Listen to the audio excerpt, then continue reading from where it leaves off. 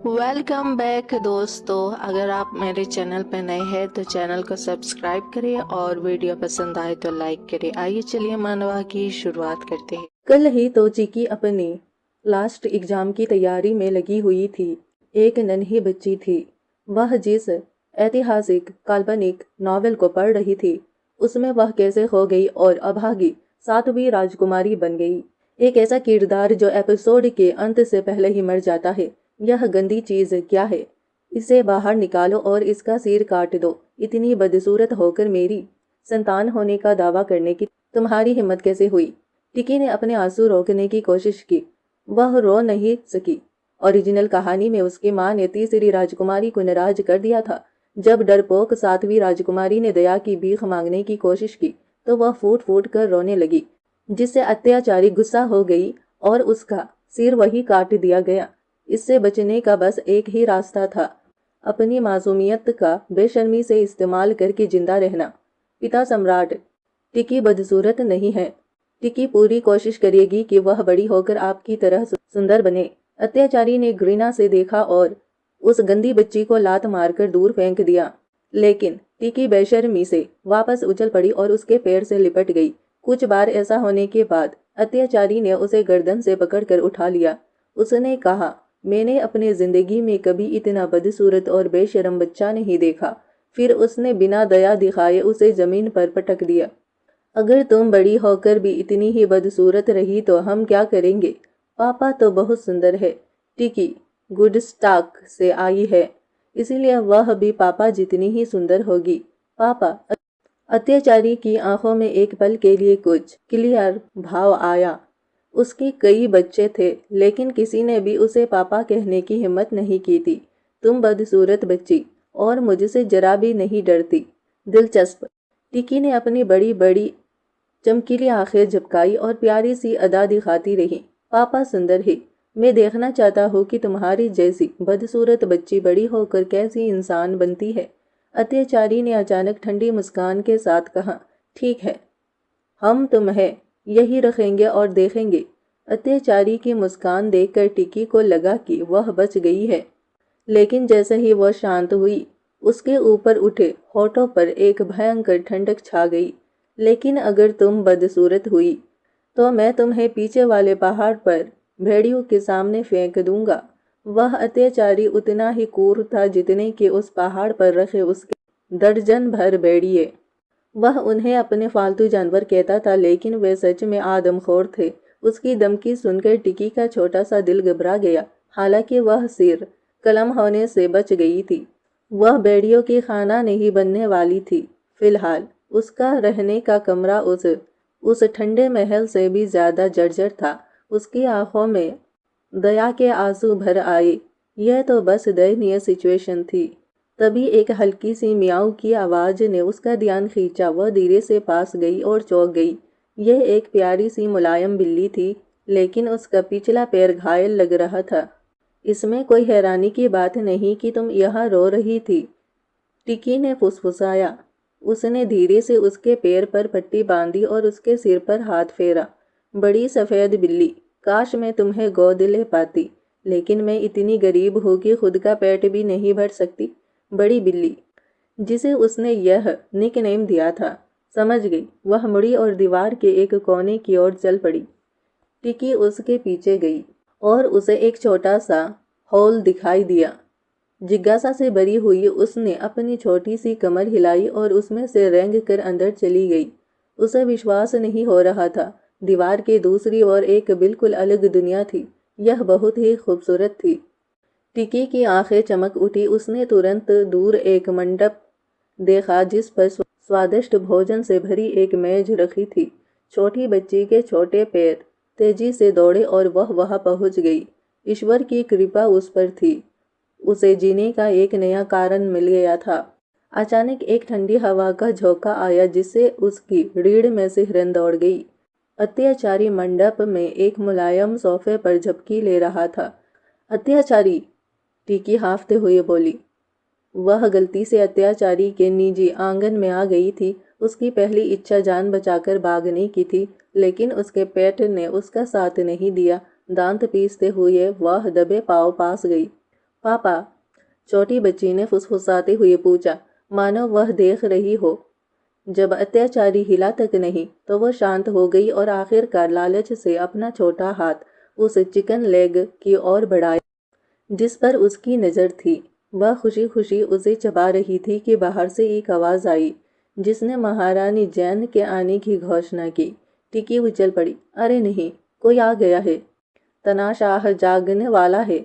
घबराहट में उसने मेज के नीचे की जगह देखी, कुछ अनानास के केक उठाए और नीचे चिप गई। अगले ही पल तनाशाह की आंखें खुल गई। अंदर आओ। टिकी ने अपनी सांस रोक ली, इतनी डरी हुई थी कि एक शब्द भी नहीं बोल पा रही थी। महाराज, मैंने आपको बहुत याद किया। महारानी जैन की मीठी आवाज ने उसे चौंका दिया। इस हरकत से उसकी आस्तीन से एक अनानास का केक गिर गया और लुढ़क कर तनाशाह के जेड रंग की चप्पल वाले पैर के ठीक बगल में आकर रुक गया। थोड़ी सी हिम्मत जुटाकर उसने अपना छोटा सा हाथ आगे बढ़ाया, अंदाजे से टटोलती रही। हिम्मत जुटाते हुए उसने अत्याचारी के देखने से ठीक पहले केक वापस छीन लिया। मैंने हाल ही में एक नया नृत्य सीखा है और मैं इसे बस आपके लिए ही महाराज पेश करने आई हूँ। तनाशाह के होठों पर एक दुष्ट मुस्कान थी। कितनी अच्छी बात है मेरी प्यारी, नाचो। लेकिन जब तक मैं न कहूँ रुकना मत। महारानी जैन पूरी तरह से उसकी ओर आकर्षित हो गई, लेकिन टिकी के सिर में झंझनाहट हुई। यह अच्छी मुस्कान नहीं थी। महारानी की खैर नहीं। महारानी नाचने लगी। उसका दिल खुशी से झूम रहा था। वह सम्राट पर बार बार शरारती निगाहें डाल रही थी। फिर उसने जानबूझकर ठोकर खाने का नाटक किया और उसकी ओर लड़खड़ाते हुए बढ़ी। लेकिन इससे पहले कि वह उसकी बाहों में गिर पाती, तनाशाह ने उसकी गर्दन पकड़ ली और उसे जमीन पर पटक दिया। पहरेदार। दरवाजे पर खड़ा यूनिक्स अंदर आया। महारानी जैन के बाल पकड़े और उसे बाहर घसीट कर ले गया। छोटी बच्ची यह सब डर के मारे देखती रही। यह तनाशाह इंसान नहीं था। टिकी अपनी चिपने की जगह पर कांप रही थी। सोच रही थी कि वह क्यों नहीं जा रहा। नाच खत्म हो चुका था। वह औरत जा चुकी थी। वह किस बात का इंतजार कर रहा था। अचानक उसके ऊपर मेज पर दो तेज थपथपाहट हुई। उसके बाद एक धीमी मर्द की आवाज आई, कब तक तुम वहां नीचे छिपी रहोगी? क्या तुम चाहती हो कि मैं तुम्हें खुद खींच कर बाहर निकालूं? छोटी बच्ची का चेहरा उतर गया। सब खत्म हो गया था। उसका छोटा सा जिंदगी फिर से खत्म होने वाला था। हर किसी को एक दिन मरना ही है, उसने उदास मन से सोचा। जैसे ही वह बाहर निकलने की तैयारी कर रही थी, उसने एक हल्की सी म्याऊं सुनी। उसके बाद तनाशाह की आवाज आई, तुम शरारती चीज, तुम्हें बाहर निकालने के लिए मुझे कई बार बुलाना पड़ा। टिकी ने राहत की एक गहरी सांस ली। वह स्नोबॉल से बात कर रहा था। स्नोबॉल उसकी बिल्ली थी। उसे याद नहीं था कि तनाशाह कब चिपकर चला गया। उसे बहुत नींद आ रही थी और वह सो गई थी। जब वह उठी तो वह तनाशाह के मुलायम सोफे पर लेटी थी। क्या मैं नींद में चल रही थी? उसने सोचा। कम से कम वो चला गया। अब यहाँ से निकलने का समय है।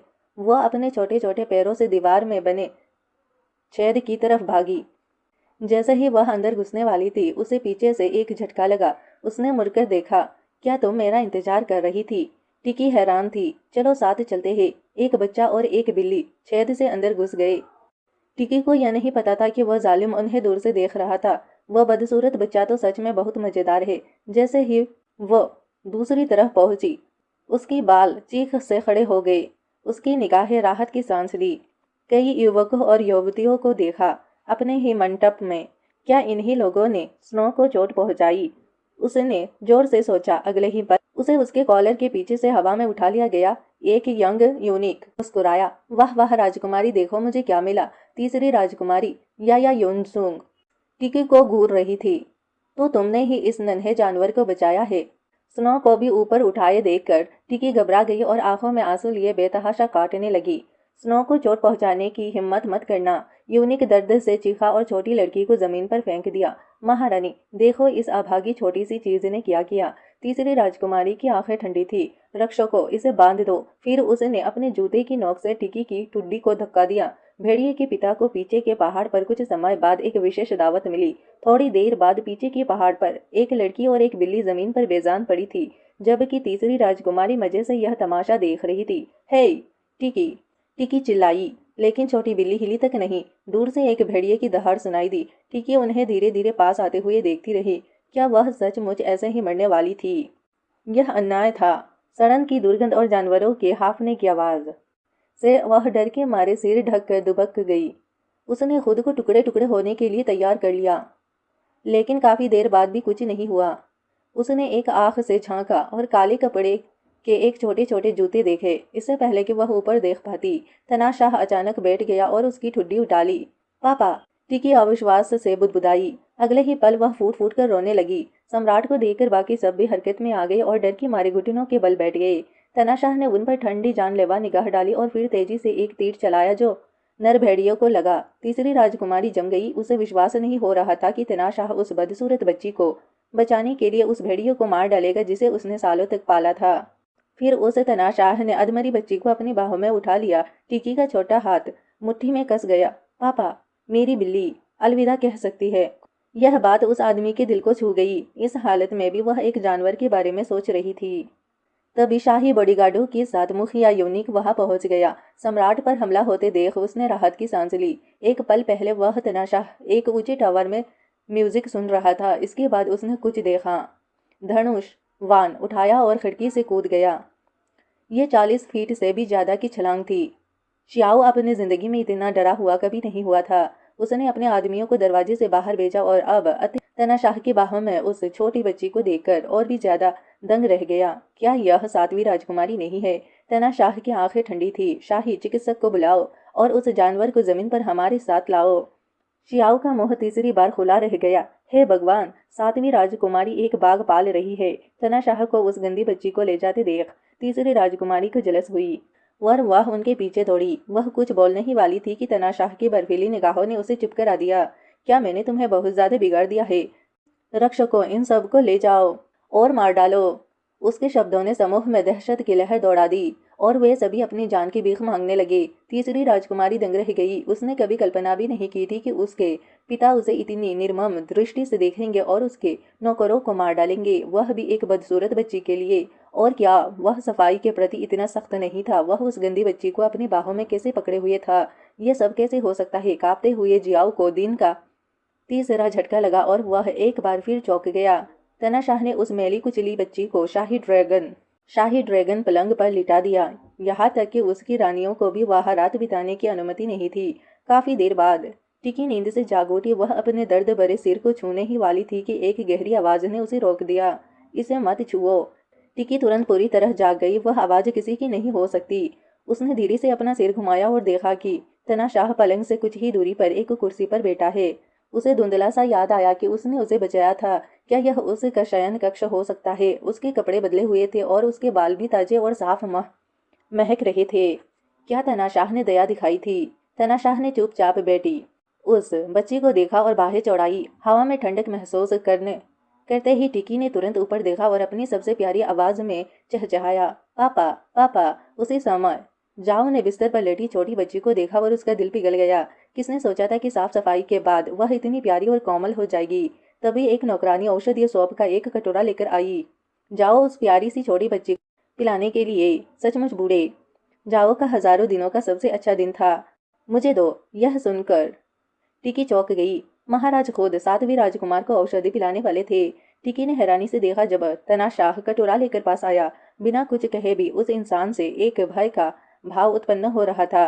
तनाशाह ने चम्मच उसके होठों तक लाया और वह थोड़ा डरी हुई आगे झुक गई। महाराज, जियाओ ने तुरंत कहा, सूप अभी ठंडा हुआ है। इसे पीने से पहले थोड़ा ठंडा करना होगा। तनाशाह ने सहज रूप से बाहें चढ़ाई। क्या बच्चे को पालना इतना मुश्किल है? वह मन ही मन बड़बड़ाया, लेकिन फिर भी उसने अपना सिर नीचे किया और चम्मच भर सूप पर कुछ बार फूंक मारी। ठंडा होने पर उसने टिकी को फिर से दिया। अगले ही पल कड़वे स्वाद से छोटी बच्ची की आंखें ऊपर की ओर घूम गई। जियाओ तुरंत खजूर की एक थैली ले आया। 7वीं राजकुमारी, इसे बचाने के लिए कुछ मीठा खा लीजिए।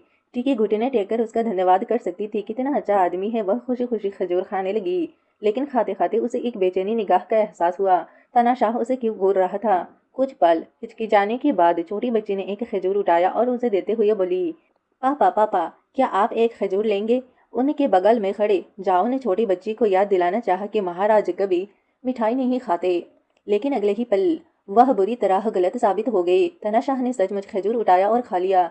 खजूर मीठे होते हैं। पापा पापा आप सारे खा सकते हैं। तनाशाह ने उसकी मुस्कान देखी, उसकी आंखें चमक उठी और उसके दिल के सबसे कोमल हिस्से में एक ठेस उठी। उसके कई बच्चे थे लेकिन उसे उनके लिए कोई भावना नहीं थी। यहाँ तक कि तीसरी राजकुमारी जिसे हर कोई उसकी सबसे प्यारी मानता था, उसे भी यह दर्जा केवल इसीलिए मिला था क्योंकि वह महारानी की बेटी थी। लेकिन जब यह बदसूरत बच्ची खतरे में थी तो उसका दिल बैठ गया। वह रिश्ता खून का रिश्ता, ऐसा कुछ था जो उसने पहले कभी महसूस नहीं किया था। तनाशाह ने छोटी बच्ची की ओर देखा। अब जब वह साफ सुथरी हो गई थी तो देखने में और भी अच्छी लग रही थी। उसे उसके कहे शब्द याद आ गए कि वह अच्छे खानदान से आई है। उसके थॉट तब खारिज हुए जब उसने देखा कि उसने कितनी खजूरें खा ली है। उसने उससे प्लेट छीन ली। ज्यादा मीठा खाना दांतों के लिए अच्छा नहीं होता। हमेशा की तरह समझदार जियाओ बोल पड़ा, महाराज शायद सातवीं राजकुमारी को भूख लगी है तो फिर खाना परोसिए। नौकरानियों की एक कतार एक के बाद एक लजीज पकवान लेकर आई है। खाना देख टिकी की आंखें चमक उठी। यह सच था जो लोग कहते थे, दाहिनी जांग को गले लगाओ और कभी भूखे नहीं रहोगे। खाने का समय हो गया। टिकी ने अभी चादर हटाकर बिस्तर से नीचे उतरना ही था कि तनाशाह ने उसे उठा लिया। वह सोचे बिना नहीं रह सका, यह बच्ची इतनी हल्की क्यों है? क्या घर के नौकर इसे खाना नहीं खिलाते? उसने बाहें चौड़ाई लेकिन उसकी बाहों में बैठी छोटी बच्ची ने उसका चेहरा देखकर झिझक महसूस किया। यह तनाशाह इतना चिड़चिड़ा क्यों था? लेकिन जब उसने मेज पर सजे खाने की शानदार सजावट देखी तो वह सब कुछ भूल गई। उसके पेट से एक अजीब सी गुड़गुड़ाहट हुई। आदमी ने उसकी ओर देखा। भूखी हो? बच्ची ने तेजी से सिर हिलाया। पेट भूखा है। तनाशाह ने धीरे से बच्ची के बालों को सहलाया। टिकी ने उसकी गहरी निगाहों में देखा और मोहित हो गई। तनाशाह सचमुच वैसा ही था जैसा किताब में वर्णित था। उत्तरी क्षेत्रों का सबसे सुंदर आदमी। उसके क्रूर और अत्याचारी स्वभाव को एक तरफ रखते हुए इतना सुंदर पिता होना बुरा नहीं था, बशर्त वह उसका सिर न काट दे। मेज पर पहुंचते ही छोटी बच्ची अपनी कुर्सी पर सलीके से बैठ गई। सामने रखे भोजन के बावजूद हिलने की हिम्मत नहीं कर रही थी। क्या मैं इतना डरावना हूँ? तनाशाह ने उसकी घबराहट देखकर पूछा। टिकी ने तुरंत अपना सिर हिलाया लेकिन वह समझ गया कि वह झूठ बोल रही है। उसने मछली का एक टुकड़ा उठाया, ध्यान से हड्डियां निकाली और उसे उसे उसके कटोरे में रख दिया। क्या तुम नहीं खाओगी? उनके पीछे जाओ। हैरान रह गया। महाराज सातवीं राजकुमारी पर इतना ध्यान क्यों दे रही थे? क्या समय पहले ही तो वह उसे घसीट कर ले जाने और उसका सिर कलम करने का आदेश दे रही थी। टिकी को खाते हुए अचानक स्नोबॉल की याद आ गई। उसने चिंता से भरे चेहरे के साथ तनाशाह की ओर देखा। पापा पापा, स्नोबॉल स्नोबॉल। चिंता मत करो सातवीं राजकुमारी, जाओ ने उसे दिलासा दिया। स्नो ठीक है, लेकिन जियाओ को अब भी समझ नहीं आ रहा था कि राजकुमारी आखिर बागी के बच्चे क्यों पाल रही थी। टिकी को तो इस बारे में कुछ पता ही नहीं था। वह तो स्नो को बस एक बड़ी मुलायम बिल्ली समझती थी। तनाशाह शासक उस बदसूरत बच्ची की हर हरकत पर नजर रख रहा था और उसे वह दिन और भी सुंदर लगने लगी थी। पेट भर खाना खाने के बाद पिता और बेटी आराम करने लगे और छोटी बच्ची ने संतुष्टि से डकार ली। अपने जर्जर आंगन में वापस आने के बाद से यह उसका सबसे अच्छा भोजन था। उसने राहत की सांस ली। उसे सुरक्षित करने का रास्ता इस दुनिया पद लंबा और कठिन था।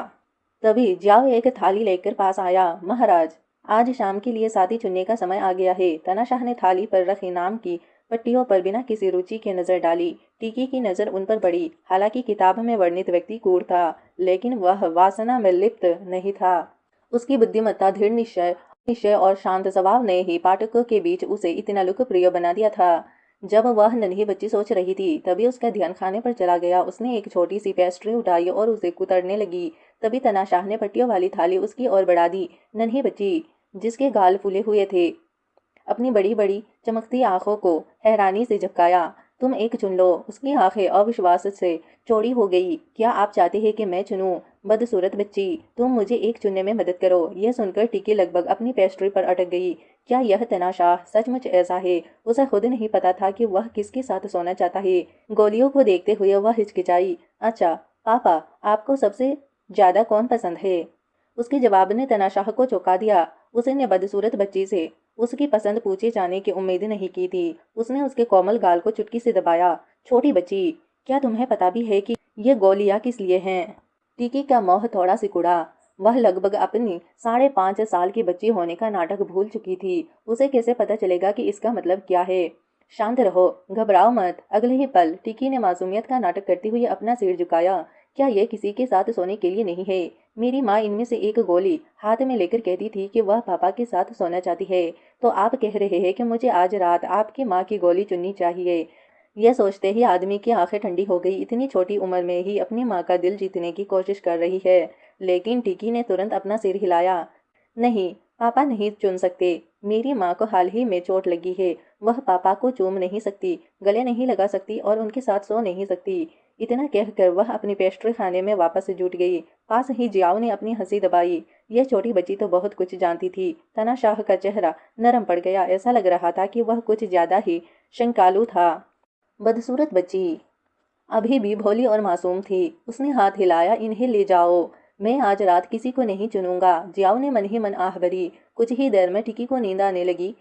उसकी पलकें धीरे धीरे बंद हो रही थी। भारीपन महसूस हो रहा था। यह देखकर तनाशाह ने उसे धीरे से उठाया और बिस्तर की ओर चल पड़ा। क्या तनाशाह मुझे आज रात यहाँ सोने देगा? टिकी ने सोचा, लेकिन उसे याद आया कि किताब में लिखा था कि वह रोगानुओं से बहुत डरता था। यहाँ तक कि उसकी रानियों को भी उसके साथ बस बगल के कमरे में सोने की अनुमति थी। टिकी इतनी घबरा गई थी कि उसकी सांसें रुक गई। ओह नहीं, ओह नहीं। तनाशाह भी बिस्तर पर लेट रहा था। वह उसकी ठंडी आभा को अपने चारों ओर महसूस कर सकती थी। क्या होगा अगर वह आधी रात को जाग जाए, उसे नापसंद करे और उसे पीट दे? वह सहज रूप से बिस्तर के कोने की ओर खिसकने लगी। तनाशाह ने देखा कि वह बदसूरत बच्ची उससे दूर होती जा रही है और वह बेहद नाराज लग रहा था। क्या मैं भूत हूँ? इतनी दूर क्यों है? महल की हर दूसरी औरत तो मानो उस पर टूट पड़ती थी। फिर भी इस बदसूरत बच्चे ने अपनी घृणा दिखाने की हिम्मत की। वह मुड़ा, उसका कॉलर पकड़कर उसे पीछे खींच लिया। ऐसा नहीं है कि मैं तुम्हें खा जाऊंगा। वह अपनी बात अधूरी छोड़ गया जब उसे एहसास हुआ कि बदसूरत बच्चा गहरी नींद में सो रहा है। उस आदमी ने अनजाने में बच्चे के बालों को सहलाया। उसका गुस्सा थोड़ा कम हो गया। उसने बच्चे के चेहरे की बनावट को देखा जो बिल्कुल उसके जैसी थी और उसकी आंखों में स्नेह की एक झलक आ गई जिसे उसने खुद भी महसूस नहीं किया था। अगली सुबह जियाओ हमेशा की तरह तनाशाह को कपड़े पहनाने में मदद करने आया, लेकिन जब वह अंदर के कमरे में दाखिल हुआ तो वह यह देखकर चौंक गया कि तनाशाह पहले से ही कुर्सी पर बैठा था। उसका चेहरा उदास और सीरियस था। जियाओ ने सावधानी से पूछा, महाराज, आप आज इतनी जल्दी क्यों उठ गए? उस आदमी ने एक शब्द भी नहीं कहा। एक खतरनाक दूर रहने वाला भाव बिखेर रहा था। महाराज, क्या आप कल रात ठीक से सोए नहीं? तनाशाह अचानक खड़ा हो गया। उसकी गहरी निगाहें बिस्तर पर गहरी नींद में सो रहे बच्चे पर टिकी थी। जियाओ ने छोटी बच्ची पर नजर डाली और सोचने लगा, क्या इसने रात में बहुत शोर मचाया? नहीं, ऐसा नहीं हो सकता। यह 5.5 साल की बच्ची है। यह रात में दूध नहीं पीती। तनाशाह जितना इसके बारे में सोचता गया उतना ही उसका गुस्सा बढ़ता गया। किसने सोचा होगा कि ये छोटी बच्ची सोते समय खर्राटे लेगी, दांत पीसेगी और यहाँ तक कि पाद भी देगी। अगर वह उसकी अपनी सगी न होती तो वह उसे जागने के लिए अभी जाने का मन बना लेता। लेकिन सातवीं राजकुमारी तो इतनी गहरी नींद में सो रही है। तनाशाह ने उसे तीखी नजर से देखा और उसने बिस्तर की ओर इशारा किया। जियाओ ने तुरंत अपना मुंह बंद कर लिया। वह पलंग के पास गया और छोटी बच्ची को धीरे से हिलाया। सातवीं राजकुमारी, उठो, तुम्हारे पापा चाहते हैं कि तुम उठो और सोच जाओ। अचानक जगाए जाने पर बच्ची सिसकने लगी और अपनी आंखें मलने लगी। अनिच्छा से थोड़ी बेहोशी की हालत में बेटी बच्ची को देखकर जियाओ का दिल पिघल गया। अगले ही पल बच्ची ने तनाशाह की ओर बाहें फैला दी। पापा, पापा, गले लगाओ। उस आदमी का अभी भी उदास चेहरा देखकर जियाओ ने तुरंत अपनी बाहें आगे कर दी। सातवीं राजकुमारी, क्या यह बूढ़ा नौकर तुम्हें गले लगा सकता है? लेकिन बच्ची ने मुंह फुला लिया। उसके चेहरे पर शिकायत का भाव था और उसने अपना सिर दूसरी ओर मोड़ लिया। जो आदमी अब तक टस से मस नहीं हुआ था वह अचानक कुछ कदम आगे बढ़ा और लाल आंखों वाली बच्ची को गोद में उठा लिया। बच्ची तुरंत रोने लगी और जियाओ की ओर इशारा किया। जियाओ ने जल्दी से समझाने की कोशिश की। सातवीं राजकुमारी, यह बूढ़ा नौकर निर्दोष है। वह सच था। इससे पहले कि वह अपनी बात पूरी कर पाता, तनाशाह ने उसे गुस्से से घूरा। फिर उसने छोटी बच्ची को प्यार से दिलासा देते हुए कहा, रो मत, रो मत। लेकिन अब जाओ को रोने का मन कर रहा था। यह उसके जिंदगी का सबसे बड़ा अन्याय था। टिकी को दिलासा मिलने के बाद उसने अपना सिर उठाया और पुकारा, पापा। फिर हल्के से म्याऊं करते हुए उसने उस आदमी के गाल पर गुड मॉर्निंग किस दिया। अचानक हुए इस चुम्बन से तनाशाह दंग रह गया। उसने अविश्वास से उस छोटी बच्ची को देखा। इस नन्ही सी बच्ची ने मुझे चूमने की हिम्मत कैसे की? पास ही श्याओ पूरी तरह से दंग रह गया। महाराज के इतने सारे बच्चे हैं, लेकिन क्या उनमें से कोई कभी इतना साहसी हुआ है? उसने सच में उसे चूमने की हिम्मत की है? हे भगवान, क्या उसे मार मार कर मार डालेंगे? टिकी ने अपनी मीठी दूधिया आवाज में कहा। टिकी पापा को पसंद करती है। मम्मी ने कहा था अगर आप किसी को पसंद करते हैं तो आपको उसे चूमना चाहिए।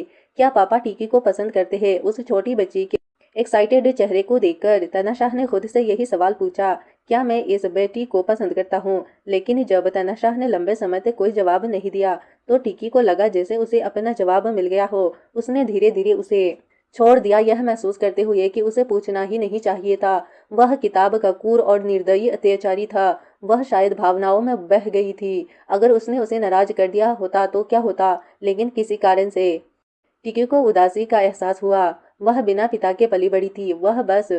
उसने कभी पिता का वह प्यार नहीं पाया था जो दूसरों को मिलता था। उसे सिर्फ इतना पता था कि वह एक पुलिस अधिकारी था जिसकी मौत हो गई थी कर्तव्य की राह में।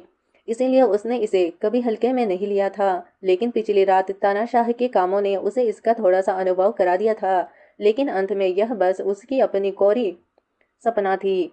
कोई बात नहीं पापा, आपको दरबार जाना चाहिए, टिकी अच्छी रहेगी। तानाशाह ने छोटी बच्ची को दुखी होने के बावजूद जबरदस्ती मुस्कुराते देखा और उसका दिल अचानक नरम पड़ गया। लेकिन अगले ही पल उसने अपनी मुठ्ठियां भींच ली। एक राष्ट्र के शासक के रूप में कमजोरी सबसे बड़ा वर्जित है। मैं इसे बर्दाश्त नहीं कर सकता।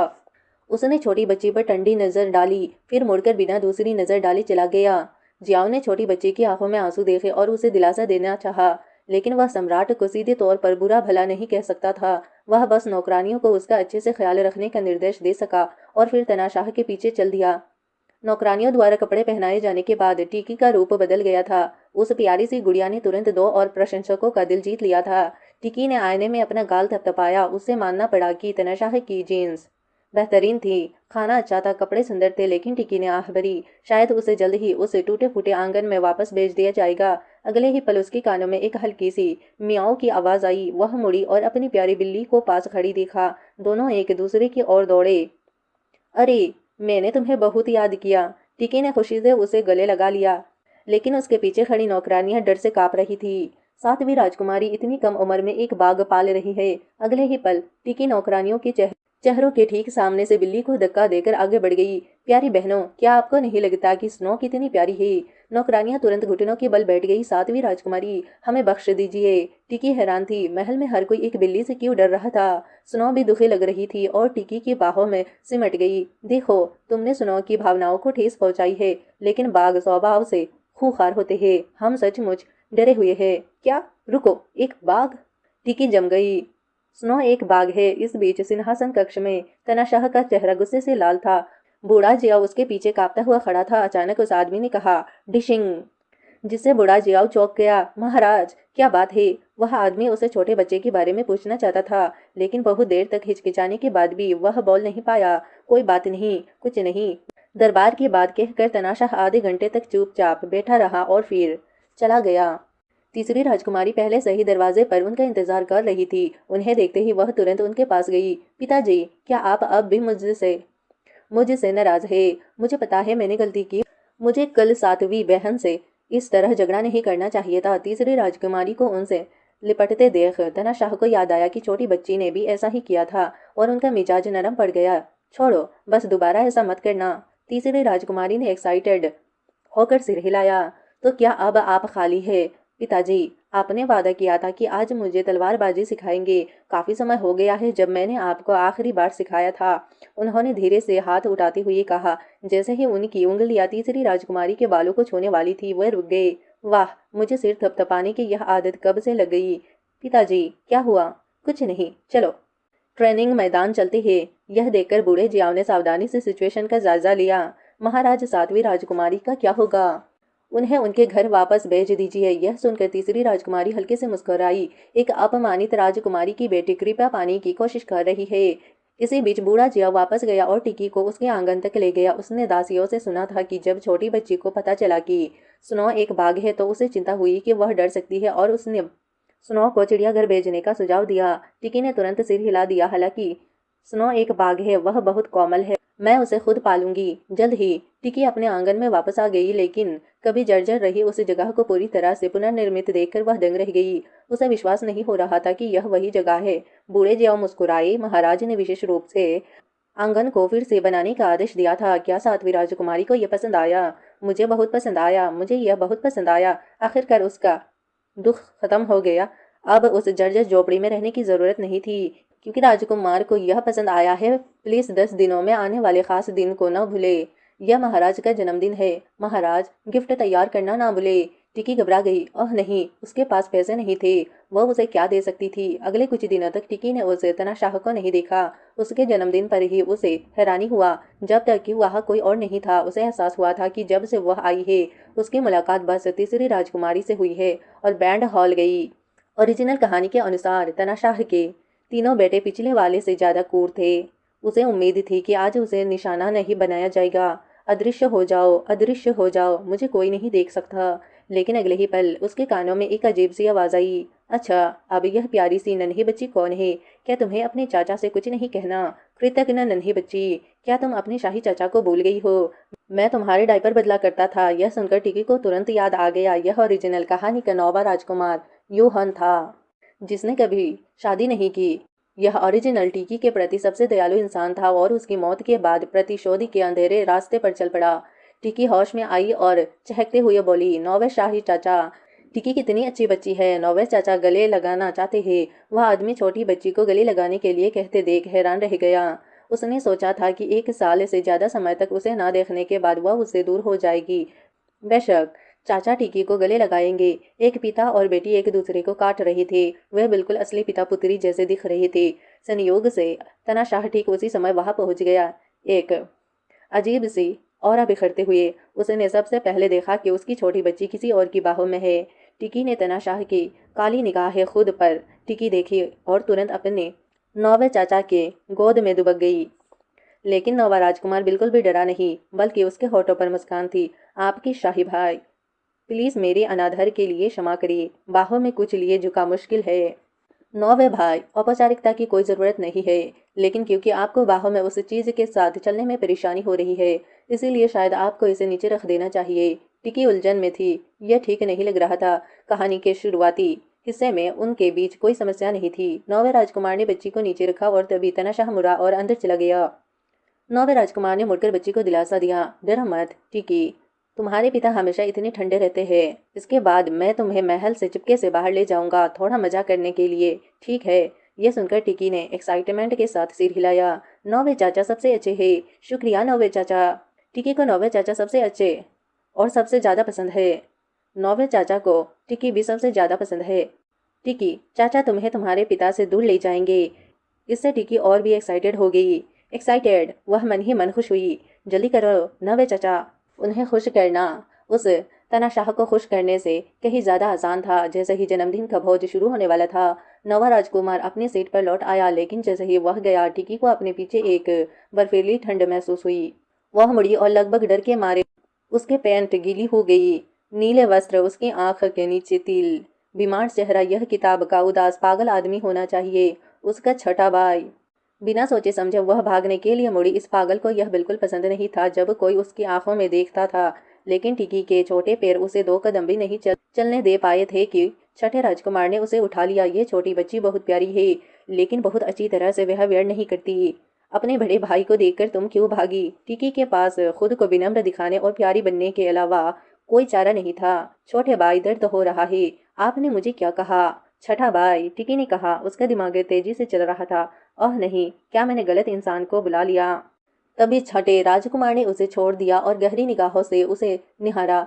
यह लड़की पहले तो उसके सामने बोलने से भी डरती थी और अब इतनी आत्मविश्वास से उसे छठा भाई कहने की हिम्मत कर रही थी। छोटी बच्ची, मुझे फिर कभी ऐसा मत कहना। टिकी ने इंग चैंग की और अपनी बड़ी बड़ी आंखें चिपकाई। क्योंकि छठे भाई नहीं चाहते इसीलिए मैं नहीं कहूंगी। अचानक इंग चैंग टिकी के करीब झुक गया। अगर तुम मुझे घूरती रहोगी तो मैं तुम्हारी आंखें निकाल कर उनसे खेलूंगा।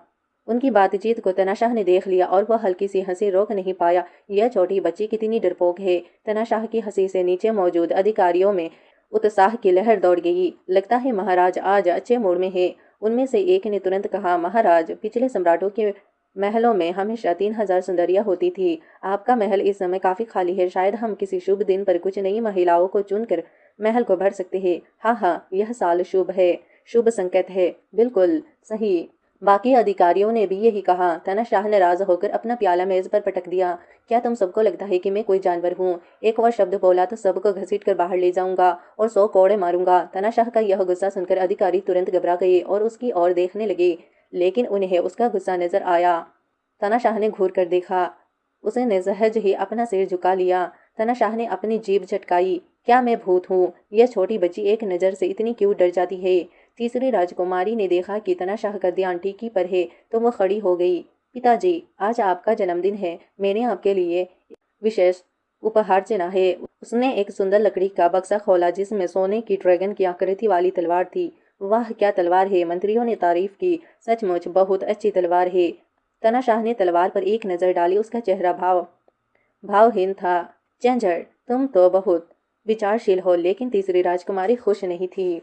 उसे लगा कि तनाशाह को यह बिल्कुल पसंद नहीं आया। उसने तलवार को छुआ तक नहीं और न ही उसकी सच्ची तारीफ का एक शब्द कहा। फिर भी वह उस छोटी बच्ची को देखता रहा जो खाने के अलावा कुछ नहीं करती थी। यह सब उसी की वजह से था कि पिताजी अब बदल गए थे। उसने अपना ध्यान टिकी की ओर मोड़ा। मैंने सुना है कि सातवीं बहन भी पिताजी के लिए उपहार तैयार किया है। क्यों ना तुम हमें दिखाओ? टिकी अपनी सीट से उछल पड़ी। नहीं, आप इसे अभी नहीं देख सकते। लेकिन अपने छोटे हाथों और पैरों के कारण वह तीसरी राजकुमारी का मुकाबला नहीं कर सकती थी। मैं क्यों नहीं देख सकती? मैं इसे अभी देखना चाहती हूँ। नहीं नहीं, इसे वापस दे दो। क्या क्या? सातवीं बहन का उपहार देखने लायक नहीं है?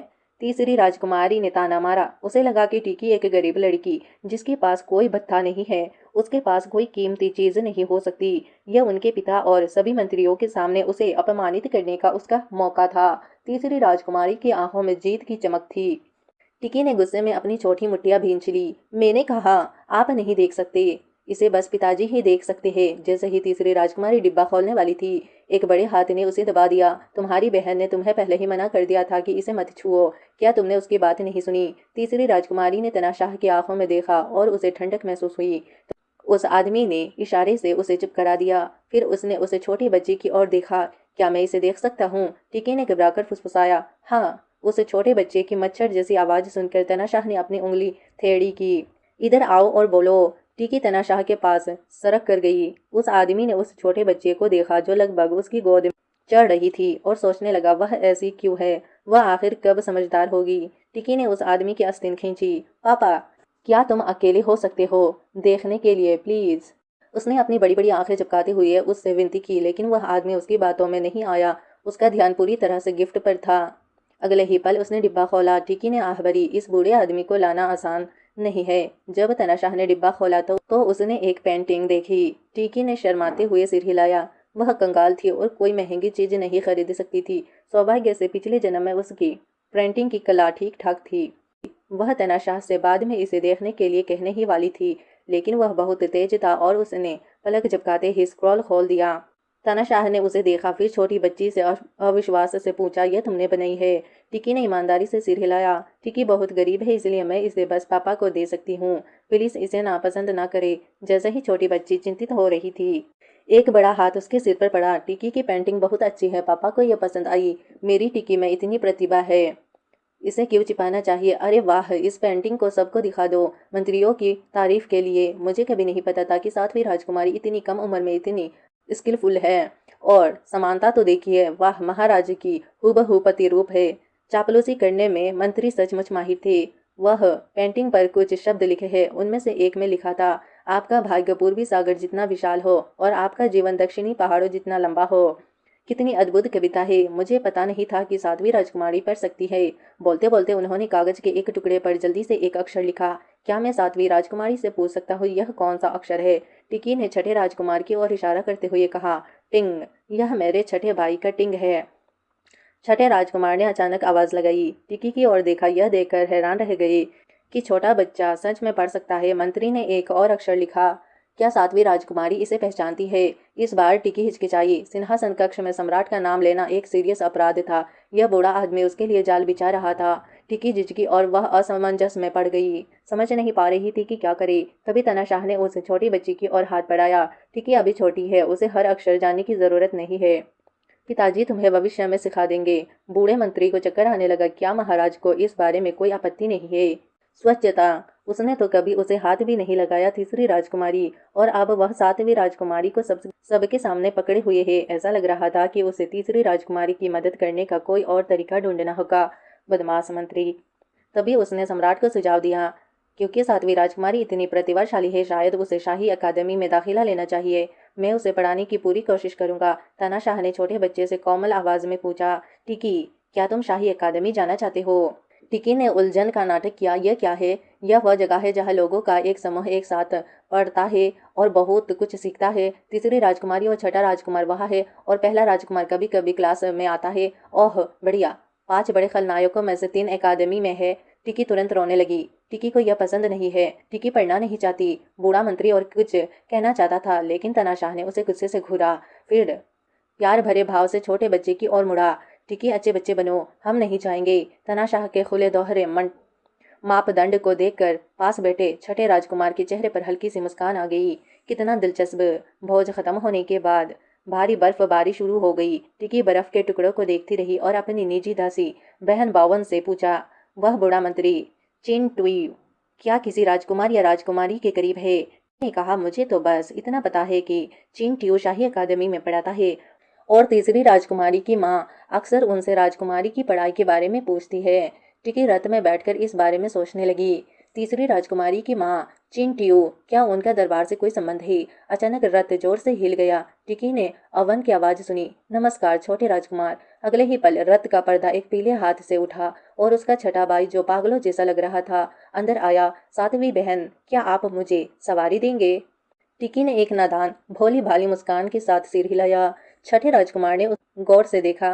वह देखने में जवान और शर्मीली लग रही थी, लेकिन हर्म में जिंदा रहने वाला कोई भी साधारण नहीं होता।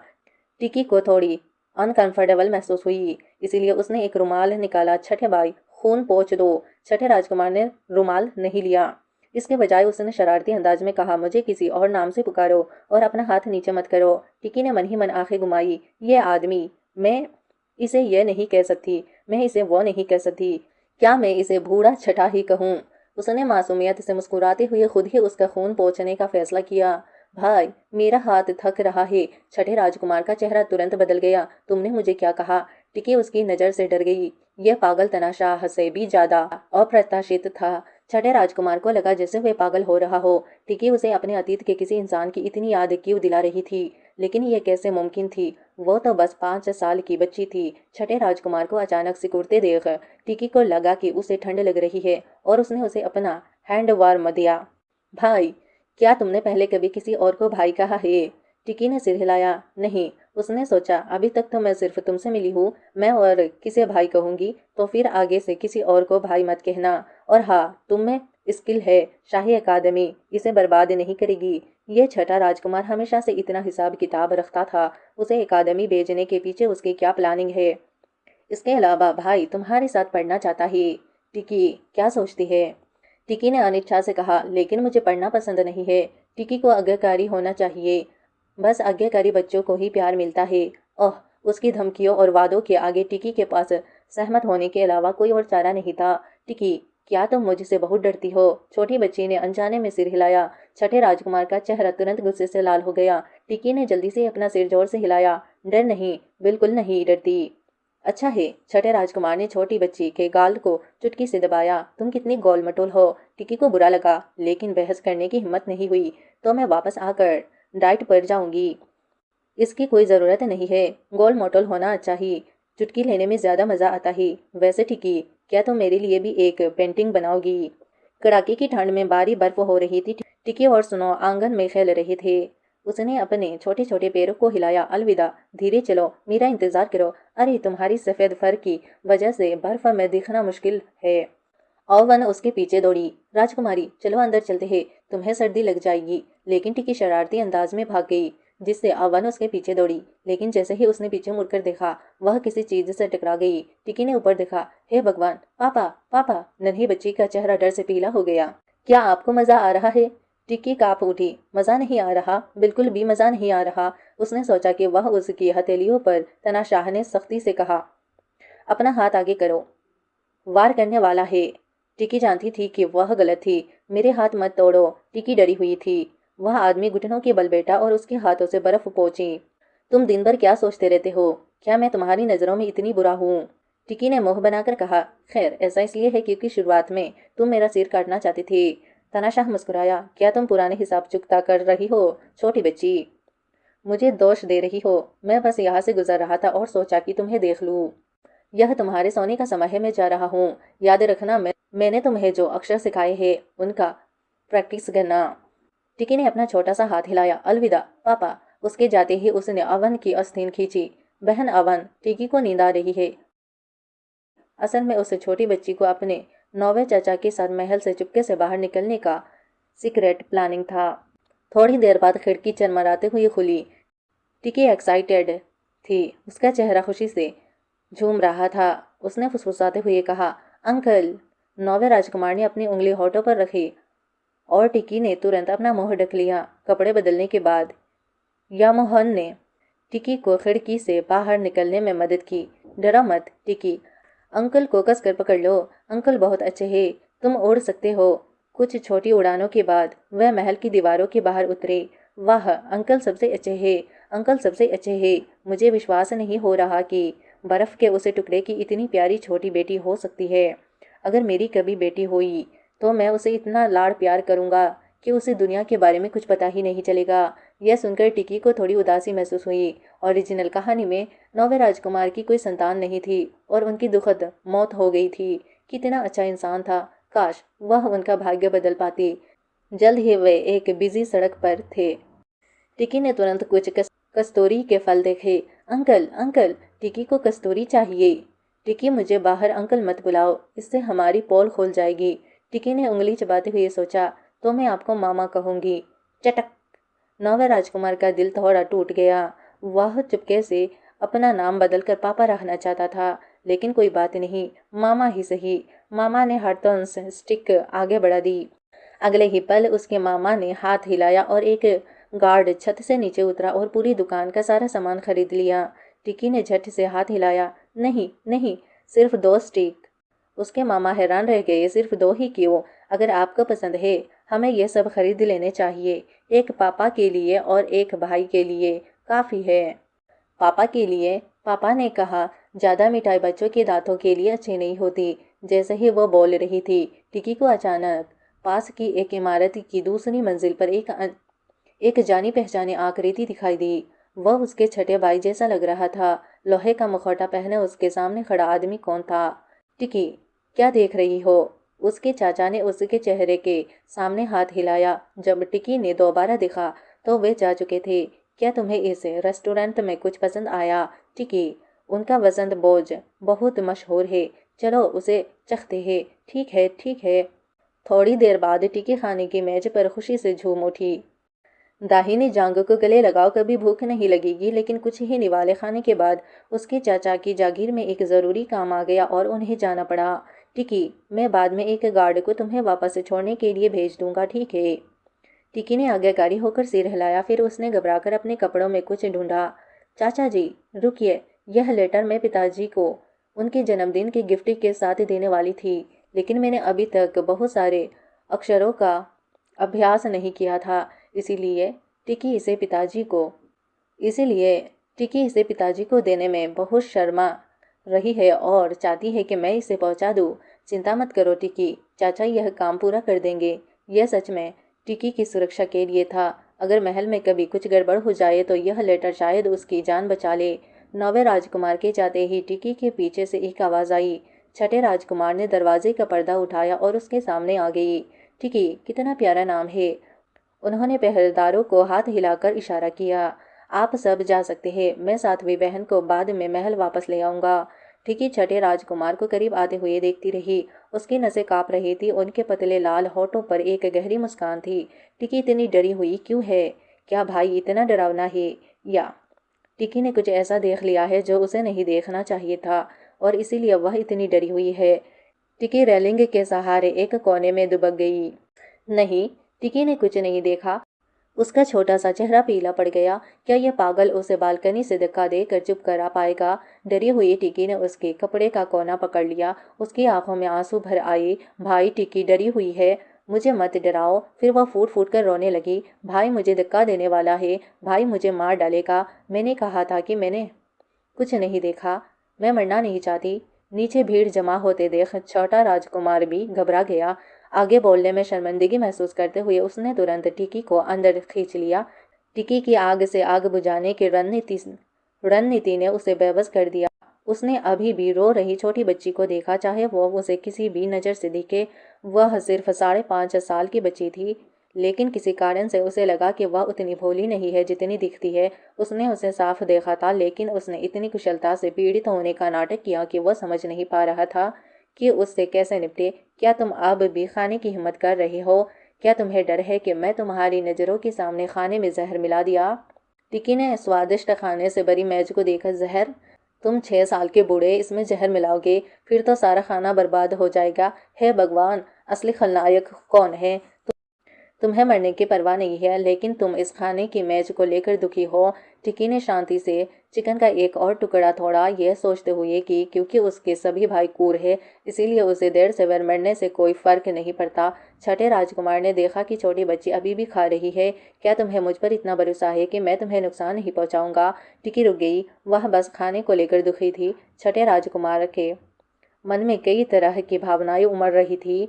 उसने धीरता से कहा, चिकन खाना बंद करो। जवाब का इंतजार किए बिना उसने उसे गोद में उठा लिया। देर हो रही है, मैं तुम्हें महल वापस छोड़ देता हूँ। वह दूसरी मंजिल से नीचे कूद गया। मेरी गाड़ी तुम्हें वापस ले जाएगी। याद रखना, तुमने जो भी देखा हो वापस आकर किसी को मत बताना। थोड़ी देर बाद टिकी अपने आंगन में वापस चली गई, यह सोचकर कि क्या तनाशाह को मीठे नागफली पसंद आएंगे।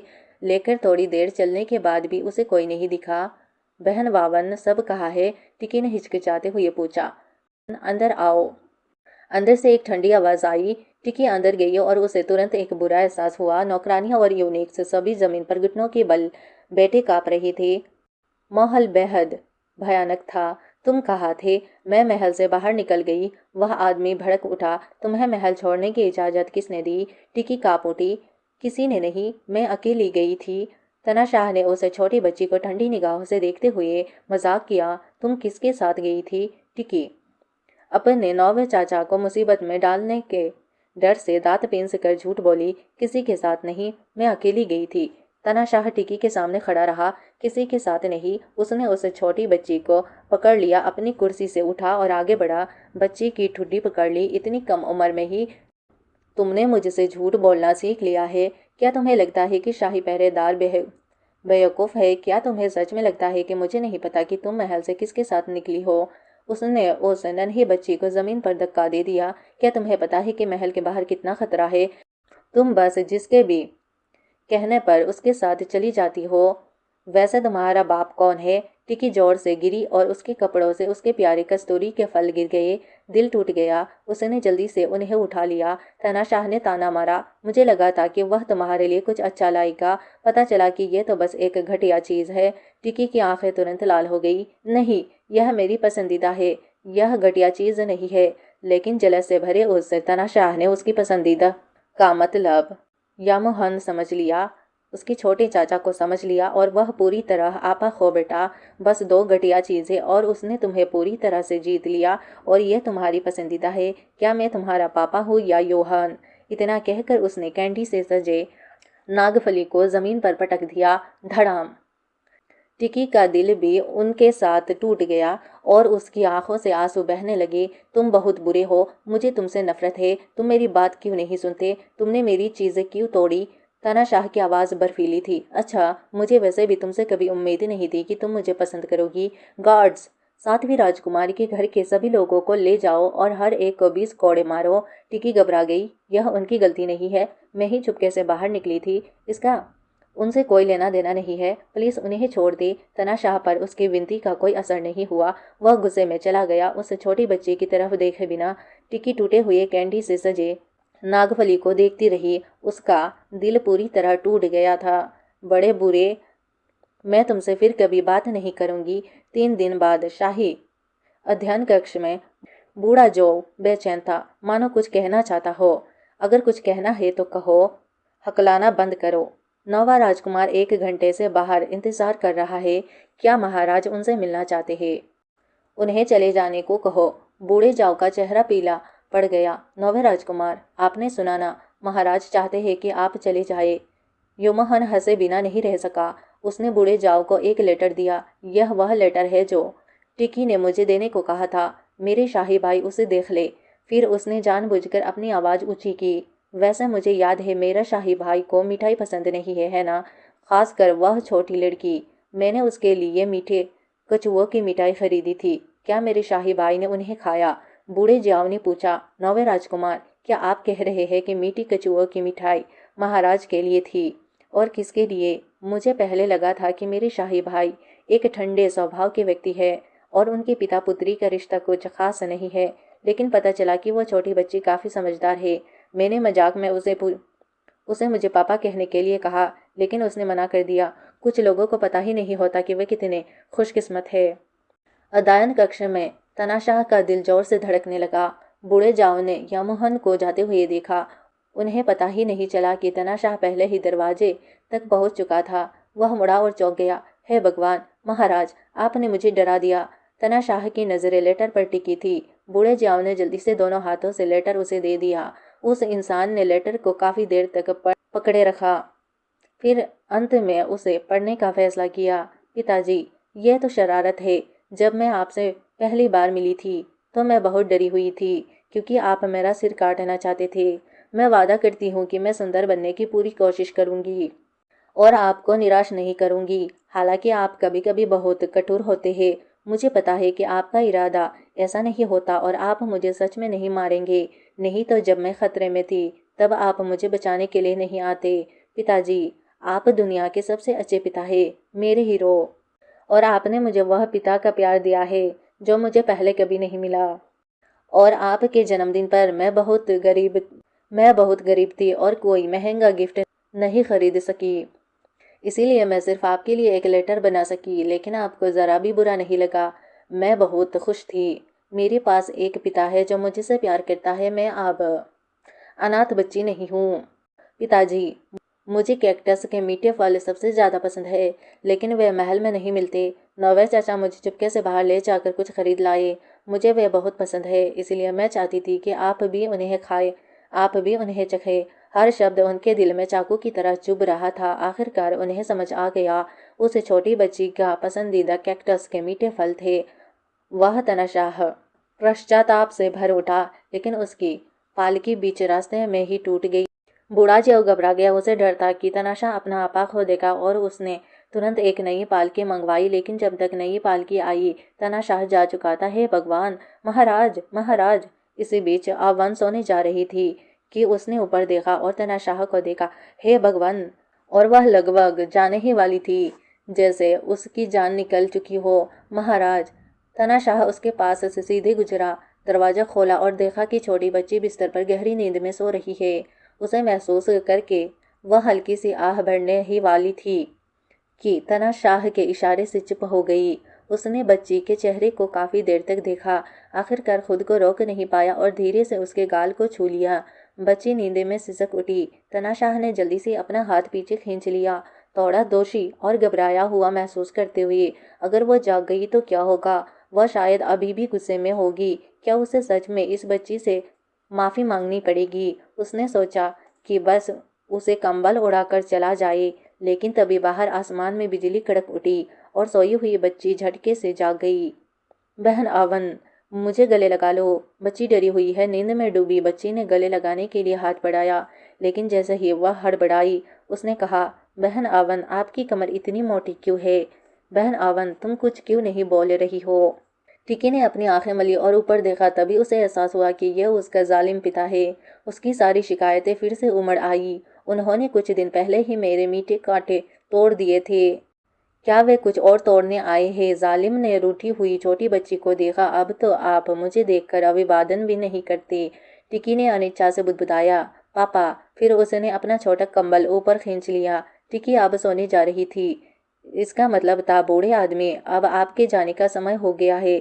लेकिन जैसे ही जालिम ने एक कदम बढ़ाया, बिजली की एक और गड़गड़ाहट गूंजी। टिकी ने सहज रूप से उस आदमी की आस्तीन पकड़ ली। पापा, मत जाए, फिर से बिजली कड़क रही है। टिकी डर गई है। वह आदमी पीछे मुड़ा और अजीब तरह से छोटी बच्ची के सिर पर थपथपाया। चिंता मत कीजिए, डरो मत। पापा, मुझे बिजली कड़कने से डर लगता है और मुझे डर है कि आप मेरे मीठे कांटे तोड़ देंगे। ये तो मैंने आपको तोहफे में दिए थे। तनाशाह पर गहरे अफसोस की लहर दौड़ गई। उसने अपना शाही रुतबा त्याग दिया और उस छोटे बच्चे को अपनी बाहों में भर लिया। टिकी, पापा से गलती हो गई, मुझे माफ़ कर दीजिए, मुझे आपके दिए हुए मीठे कांटे नहीं तोड़ने चाहिए थे। क्या आप पापा को माफ़ कर सकते हैं? टिकी दंग रह गई। क्या तनाशाह माफ़ी मांग रहा था? उसने अविश्वास से अपने गालों को चुटकी से दबाया। थोड़ा दर्द हुआ, यह सपना नहीं था। फिर उसने उस आदमी की बाह को धक्का दिया। पापा, आप मुझे कुचल रहे हैं। तनाशाह ने अजीब तरह से अपनी पकड़ ढीली कर दी। अच्छा, तुम्हें वापस सो जाना चाहिए। पापा अभी जाते हैं। इससे पहले कि वह आदमी अपनी बात को पूरी कर पाता, टिकी ने अपनी बाहें उसकी गर्दन में डाल दी, उसके गाल पर एक बड़ा सा चुम्बन दिया और मुस्कुरा उठी। फिर टिकी ने पापा को माफ कर दिया, लेकिन तनाशाह ने कोई प्रतिक्रिया नहीं दी। टिकी का चेहरा तुरंत बदल गया। क्या उसने उसे फिर से नाराज कर दिया? लेकिन अगले ही पल तनाशाह ने धीरे से उसके माथे को छुआ। उसकी आंखों में गहरा स्नेह था।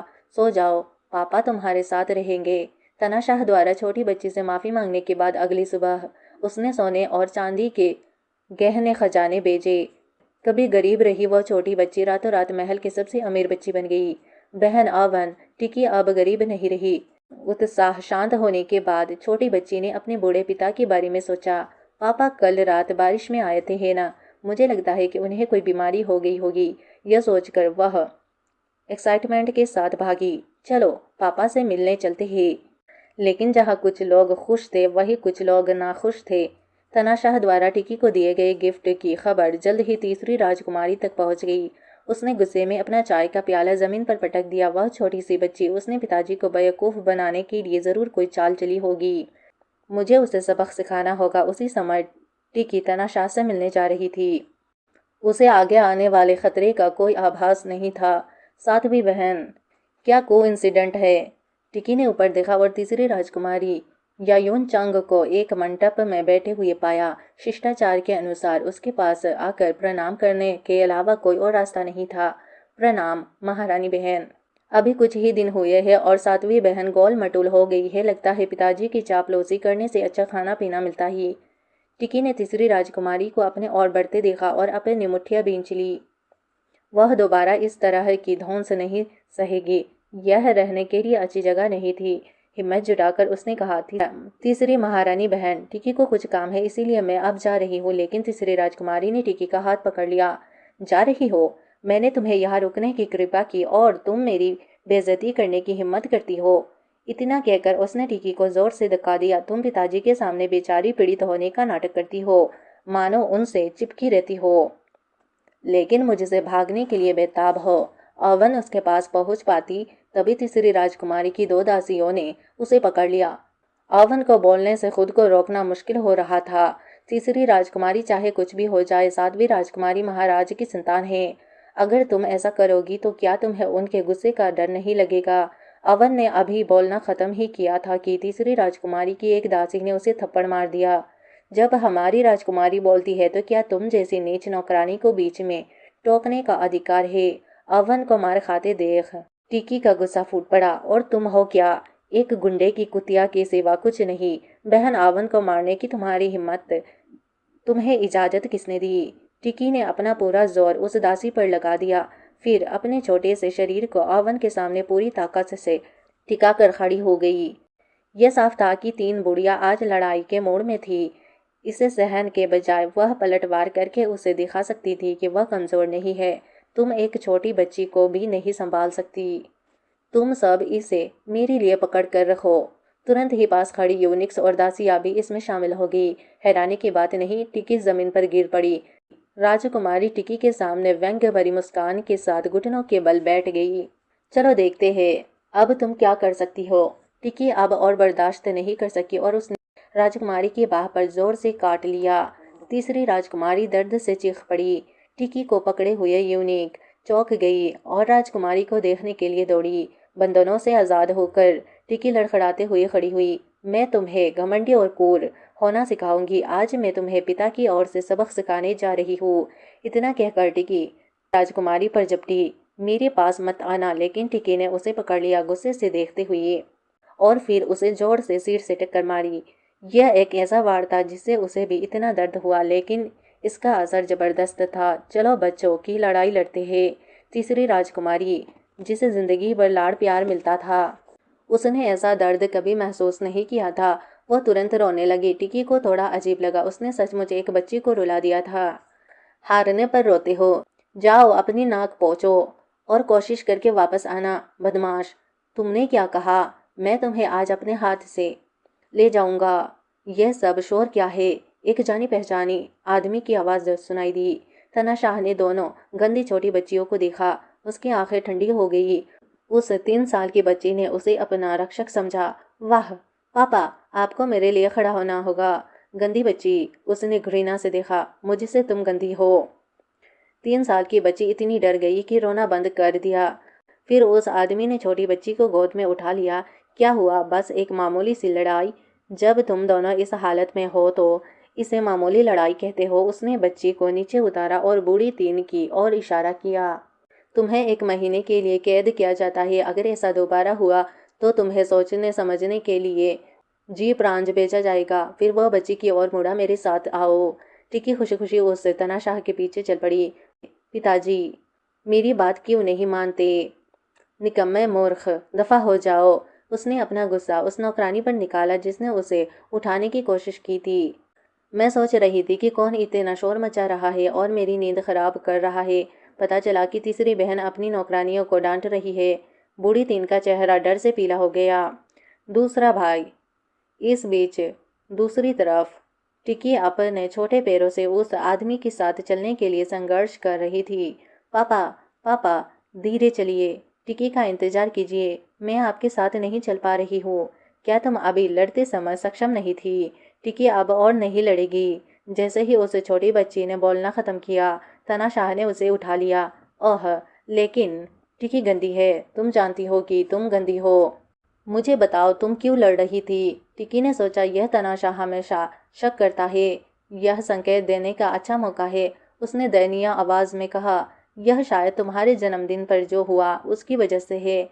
पिताजी ने मुझे शाही अकादमी में पढ़ने की अनुमति दी। तीसरी बहन पहले एकमात्र शाही बेटी थी जिसे अनुमति मिली थी और अब मुझे भी यह सम्मान प्राप्त है। इसीलिए जाहिर है वह खुश नहीं है।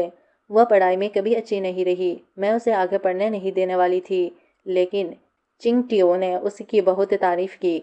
तीसरी बहन महारानी की बेटी है, इसीलिए जाहिर है कि टिंगियो उस पर अच्छा ध्यान देता है।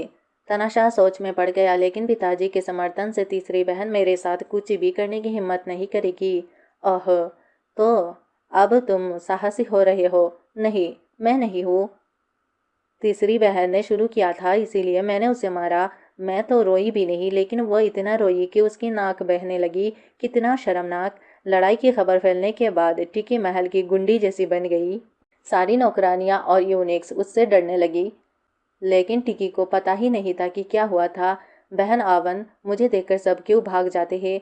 कल रात हेड यूनिक जियाओ ने थर्ड के सभी लोगों को राजकुमारी के नौकरों ने लड़ाई में शामिल होकर पिटाई की और कहा कि यह महाराज का आदेश था। अब सब डरे हुए हैं। हालांकि तनाशाह उसे बचाने की कोशिश कर रहा था, लेकिन इसी वजह से वह सबकी निशाने पर आ गई। खैर, वह धीरे धीरे इस सिचुएशन का सामना करेगी। बहन आवन, चलो तितलियां पकड़ने चलते हैं। तभी एक बूढ़े मंत्री ने उसका रास्ता रोक दिया। 7वीं राजकुमारी, क्या इत्तेफाक है? अरे बाप रे, क्या ये चिंटियों है? बिना सोचे समझे टिक्की ने अवन का हाथ पकड़ा और भाग गई। चिंटियो उसके पीछे दौड़ा। 7वीं राजकुमारी, मुझे देखकर क्यों भाग जाती हो? क्या तुम्हें मैं याद नहीं? मैं कैसे बोल सकती हूँ? मैंने तो कल ही तो तुम्हें देखा था। उसने अनजान होने का नाटक किया। महोदय, मैंने आपको पहले कभी नहीं देखा। अगर आपको याद नहीं है तो कोई बात नहीं। मैं आज खास तौर पर 7वीं राजकुमारी को शाही अकादमी में आमंत्रित करने आया हूँ। आपके इस नेक प्रपोजल के लिए शुक्रिया महोदय, लेकिन मैं आपको नहीं जानती, इसीलिए अलविदा। इतना कहकर टिकी ने अपने छोटे छोटे पैर फड़फड़ाए और भाग गई। लेकिन उसे हैरानी हुआ कि बूढ़ा आदमी अपनी उम्र के बावजूद उसका पीछा नहीं छोड़ रहा था। 7वीं राजकुमारी, मेरा इंतजार करो, मैं तुम्हें दाखिले के तोहफे में एक पिल्ला और बहुत सारे मिठाई दे सकता हूँ। टिक्की ने उसकी बात अनसुनी कर दी और एक चट्टानी बाड़े के पीछे छिप गई। यह बूढ़ा आदमी बहुत जिद्दी था। जैसे ही उसने झांका, बगल से एक हाथ बढ़ा और उसे अंदर खींच लिया। यह उसका छठा भाई था। उसने उसका मुंह ढक दिया। चुप रहो, उस समय उसका चेहरा पीला पड़ गया था और वह बहुत कमज़ोर लग रही थी। थोड़ी देर बाद चिंटू ताइफू बिहाफते हुए चट्टानी बाड़ी के पास पहुंचा। विश्वास नहीं होता कि उसके छोटे पैर कितने तेजी से चल सकते हैं। छठे भाई ने टिकी को तब तक छिपाए रखा जब तक चिंटू चला नहीं गया।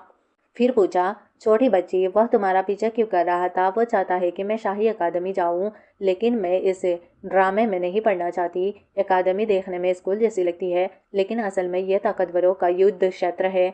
छठे भाई ने टिकी को हैरानी से देखा। उसे उम्मीद नहीं थी कि वह इन बातों को समझ पाएगी। ऐसा लग रहा था कि वह जितनी दिखती है उतनी सरल नहीं है। अचानक उसे दर्द से खांसी आ गई। भाई भाई, क्या तुम्हें चोट लगी है? यह तुम्हारा काम नहीं है, इसमें दखल मत दो। छठे भाई के कठोर शब्द ने टिकी को अपना हाथ पीछे खींचने पर मजबूर कर दिया। वह वही कह रहा था, उसे दखल नहीं देना चाहिए था और ना ही अपने मन की बात कहनी चाहिए थी।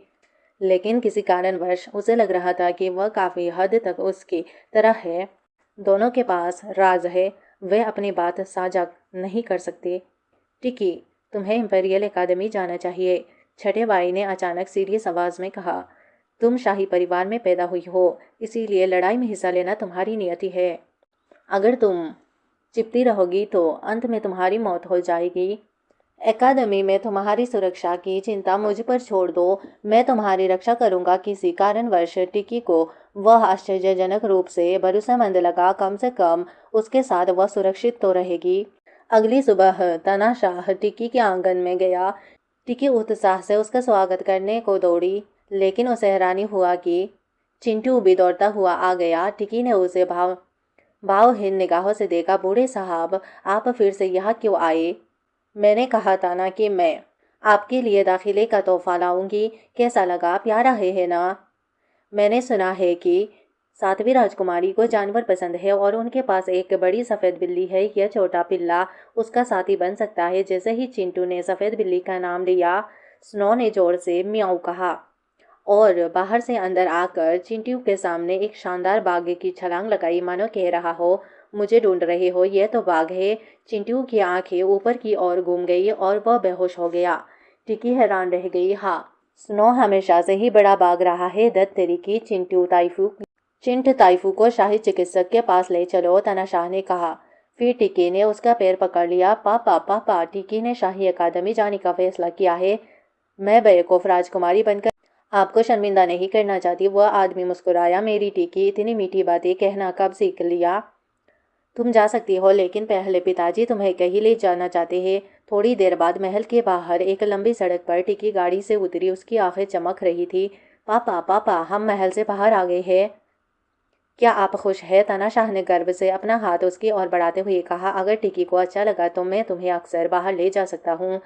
तुम्हें उस आदमी से पूछने की ज़रूरत नहीं है। यह सुनकर टिकी समझ गई तनाशाह उसके नौवे चाचा से जलस करता था। उसने सिर हिलाया आज्ञाकारी ढंग से। टिकी को याद रहेगा यामुहन वाले ने आपके लिए क्या खरीदा था? टिकी ने खुशी से मीठे कद्दू की और इशारा किया। यह तनाशाह ने एतराते हुए कहा। वाह, सब खरीद लो। बूढ़े जियाओ ने तुरंत दुकानदार को सोने की एक ईंट फेंक दी। फिर टिकी ने कुछ चीनी की चित्रकारी देखी और उसकी आंखें फिर से चमक उठी। उस आदमी ने हाथ हिलाया। इनमें से? हाँ पापा पापा, मैं सब खरीदना चाहती हूँ। दुकानें जल्दी ही खाली हो गई और दिन भर के लिए बंद हो गई। छोटा बच्चा तुरंत मोहल्ले का सबसे कूल बच्चा बन गया। क्या पापा तुम्हारे साथ अच्छा बिहेवियर करते हैं? उस आदमी से कहीं बेहतर है ना? पापा टिकी के लिए सबसे अच्छे हैं। टिकी भी पापा के साथ अच्छा बिहेवियर करना चाहती है। उसने उस रेस्टोरेंट की ओर इशारा किया जहाँ उसने अपने नौवे मामा के साथ खाना खाया था। टिकी पापा को मछली की पूरी दावत देगी। लेकिन तभी एक गाड़ी धीरे धीरे उनके पीछे आकर रुकी। तनाशाह ने सहज ही उसे अपने पीछे खींच लिया। कौन है? यमोहन ने पर्दा उठाया। टिकी, मामा। तनाशाह का चेहरा तुरंत गुस्से से लाल हो गया। दूसरी ओर टिकी एक्साइटेड होकर दौड़ी।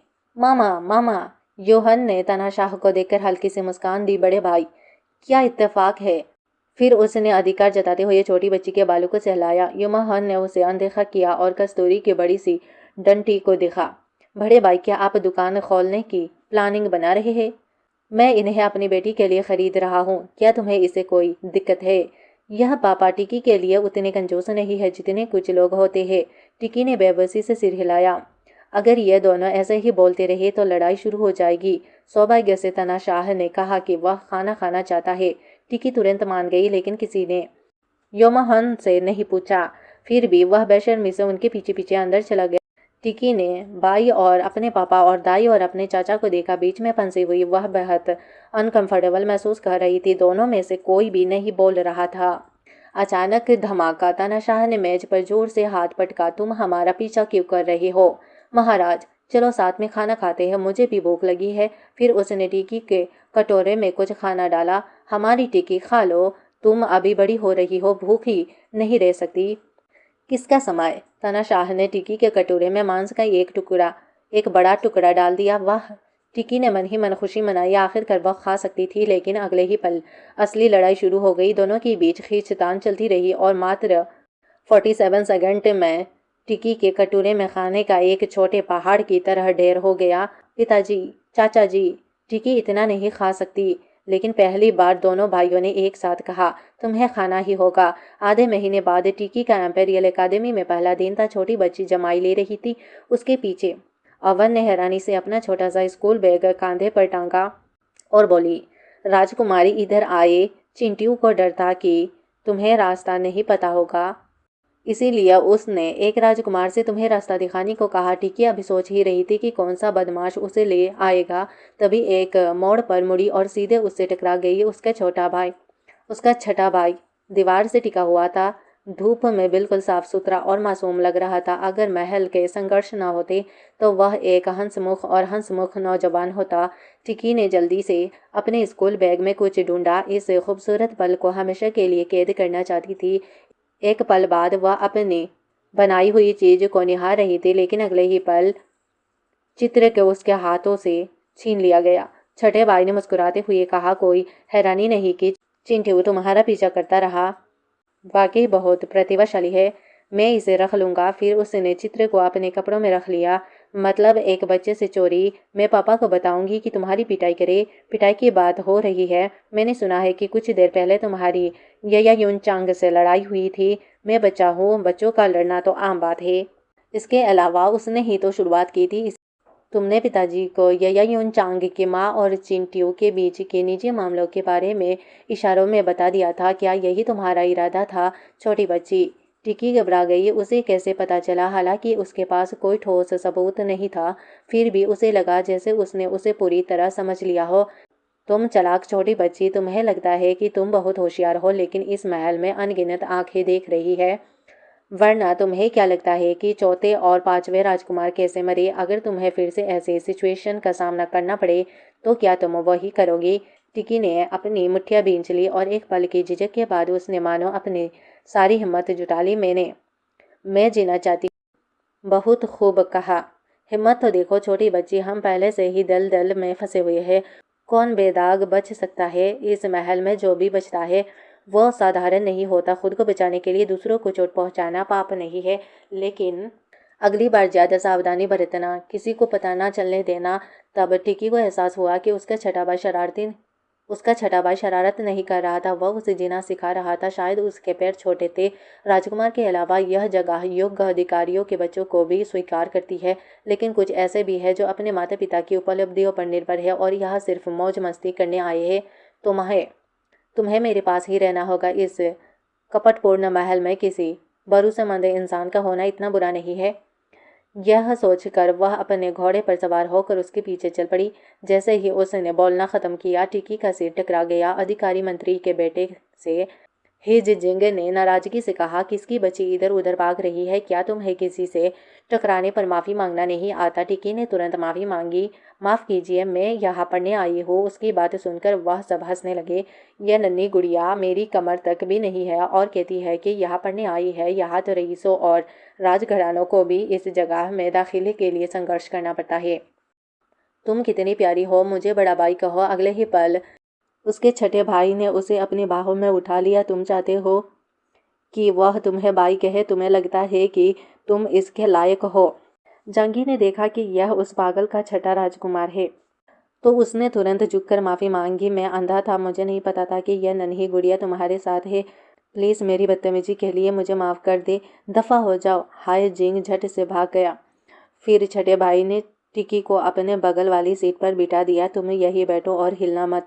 थोड़ी देर बाद चिंटियों ने अपना व्याख्यान शुरू किया। कक्षा इतनी उबाऊ थी कि उन्हें हैरानी हुआ कि क्या छोटी बच्ची को समझ भी आ रहा होगा। उन्होंने देखा कि टिकी नींद में लार टपका रही थी, कभी कभी उन्हें गले लगा रही थी और बुदबुदा रही थी, भाई भाई, यह छोटी बच्ची नींद में इतनी चिपकी रहती है। उनके बगल में चिंटियो और भी भावुक होते जा रहे थे उनकी बढ़ती हुई तेज आवाज सुनकर। छठे भाई को डर लगा कि कहीं उनकी लाडली जाग न जाए। उन्होंने मुड़कर गुस्से से कहा, चुप रहो। चिंटू हैरान रह गए। चुप? आप चाहते हैं कि मैं कक्षा में चुप रहूं? कुछ देर बाद टिकी जाग उठी। वह खुद से बुदबुदाई, मैं कैसे सो गई?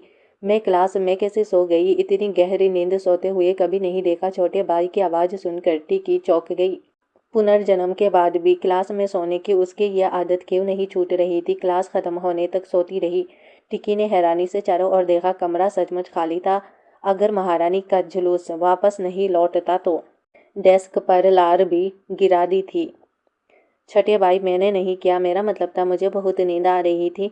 मैंने बस एक पल के लिए अपनी आंखें बंद कर ली। तुम्हें झपकी लेना बहुत अच्छे से आता है। तुमने आज महल में ही झपकी ली और सड़कें अस्थायी रूप से बंद थी। मुझे तुम्हारे जैसे छोटी सुअर की परवाह नहीं होती। यह सुनकर टिकी ने अपना सिर झुका लिया। महारानी आरती श्री राजकुमारी की माँ थी। इतने लंबे समय तक अलग रहने के बाद उन्हें उसकी बहुत याद आ रही होगी। मैंने सुना है कि महारानी आर लौटते ही यायून चांग से मिलने गई थी। अगले कुछ दिन तुम्हारे लिए आसान नहीं होंगे, सावधान रहना। टिकी ने आह भरी। मुझे पता है। इस बीच दूसरी तरफ तीसरी राजकुमारी सच में महारानी आर से शिकायत कर रही थी। माँ, आपको अंदाजा नहीं है कि मैंने कितना कष्ट सहा है। मुझे तंग किया गया। महारानी आर की आंखों में दया भर आई। कौन इतना दुस्साहसी हो गया कि तुम्हें तंग करे? वो छोटी सी शरारती बच्ची याचिकी थी जो उस ठंडे महल में रहने वाली रानी की संतान थी।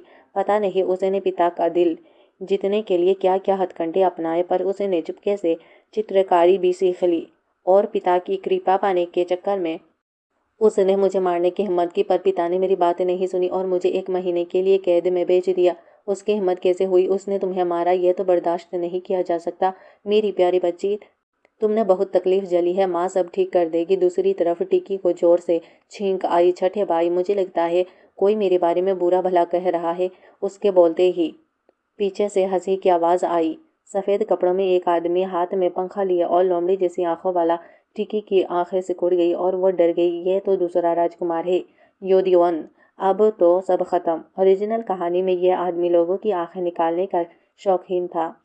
टिकी डर के मारे अपने छठे भाई के पीछे छिप गई। मुझे सौभाग्य से 7वीं बहन की वीरतापूर्ण लड़ाई देखने का अवसर मिला जब उसने तीसरी बहन से युद्ध किया। आज तुम इतनी डरपोक क्यों लग रही हो? टिकी पहले से डरी हुई थी और अब तो वह एक अवंचित हो गई थी। मैं एक लड़ाई में उलझी हूँ और पूरी दुनिया को इसके बारे में पता चल जाता है। मुझे कहना पड़ेगा। 7वीं बहन की आंखें बहुत चमक रही है। छठा भाई तुरंत टिकी के सामने आ गया। आप उसकी बहुत ज्यादा तारीफ कर रहे हैं महाराज। टिकी अभी छोटी है, उसे सुंदरता और कुरूपता में फर्क नहीं पता। मुझे हमारी छोटी बहन से ऐसी उम्मीद नहीं थी। भाई इस नन्ही सी बच्ची के साथ खेल रहा है। लगता है तीसरी बहन सही थी, वह एक दिलचस्प बच्ची है। टिकी का डर बढ़ता गया। यह तीसरी राजकुमारी सचमुच उसे मरवाना चाहती थी। यान मुस्कुराते हुए घुटनों के बल बैठ गया। टिकी, आओ अपने शाही भाई को गले लगाओ। आपकी आवाज़ इतनी कोमल थी। पर टिकी को डरावनी लगी। वह उसकी सुंदरता की तारीफ कर रहा था और गले लगना चाहता था। वह जरूर से उसकी आंखों पर नजर गड़ाए हुए था।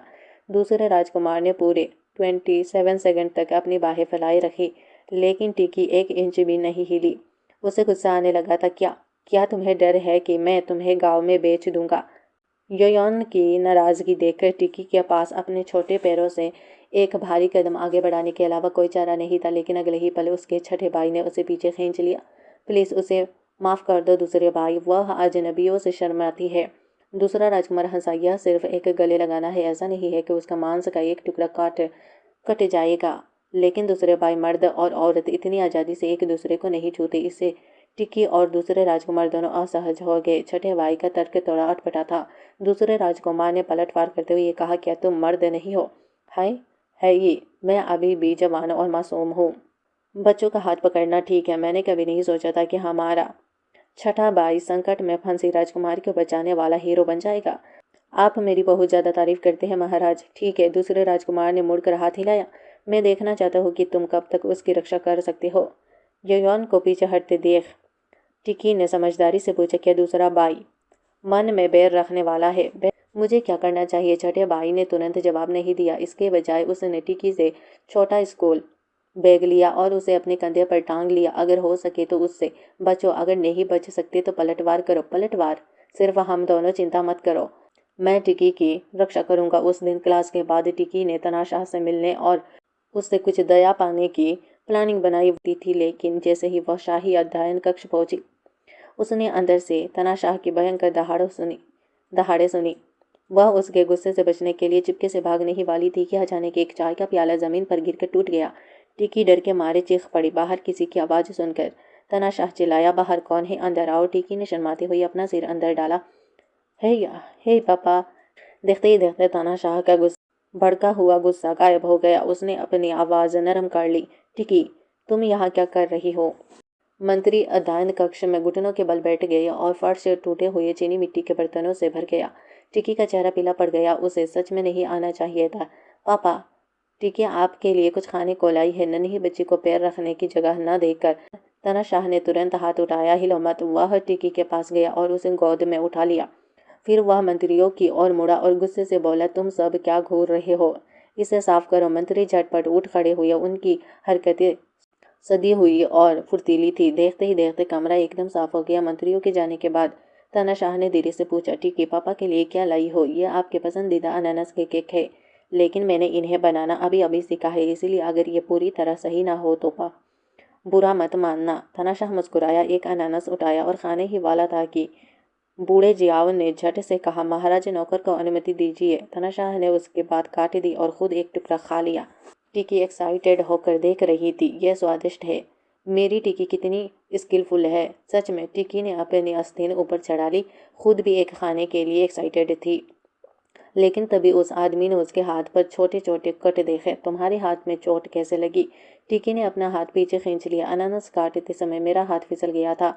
तनाशाह तुरंत गुस्सा हो गया। क्या आपके महल के नौकर जीने से थक गए हैं? उन्होंने आपको चाकू पकड़ने दिया। पहरेदारों, 7वीं राजकुमारी के सभी नौकरों को ले जाओ और उन्हें 20 कोड़े मारो। पिताजी, नहीं, इसका मतलब उनसे कोई लेना देना नहीं है। मैं आपके लिए अपने हाथों से कुछ बनाना चाहती थी। आप एक बुद्धिमान शासक है, आप निर्दोषों को दंडित नहीं कर सकते। यह सुनकर तनाशाह थोड़ा हैरान रह गया। इस नन्ही बच्ची को ऐसी बातें कहना किसने सिखाया? लेकिन क्योंकि तुमने बोल दिया है, इसीलिए हम इस बार इसे जाने देंगे, लेकिन अब दोबारा खुद चाकू नहीं संभालोगे। टिकी ने राहत की सांस लेते हुए जल्दी से सिर हिलाया। उसका इरादा तो सिर्फ सहानुभूति पाने के लिए ऐसा करने का था, लेकिन उसने लगभग दूसरों को मुसीबत में डाल दिया था। फिर उस आदमी ने उसकी पढ़ाई के बारे में पूछा। एम्पेरियल एकेडमी में तुम्हारी पढ़ाई कैसे चल रही है? टिकी का दिल जोर से धड़कने लगा। बहुत बढ़िया चल रही है। तो ग्रैंड टीचर ने तुम्हें क्या सिखाया है? टिकी की मुस्कान उससे ने उड़ गई। उसने क्या पढ़ाया?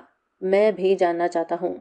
वह बेतुकी बातें करने लगी। हमने 3 कक्षाओं वाली क्लास एक कविता पढ़ी है, उसे सुना भी सकती हूँ। पापा, क्या मैं इतनी होशियार नहीं हूँ? फिर उसने उनके गाल पर एक चुम्बन दी। अपनी मुसीबत से अपनी शर्मिंदगी छुपाने की कोशिश करते हुए वह आदमी हंसे बिना नहीं रह सका। अगर तुम अकादमी में पढ़ाई में पिछड़ रही हो तो पापा तुम्हें निजी ट्यूशन दे सकते हैं, लेकिन अगली बार झूठ मत बोलना, समझी?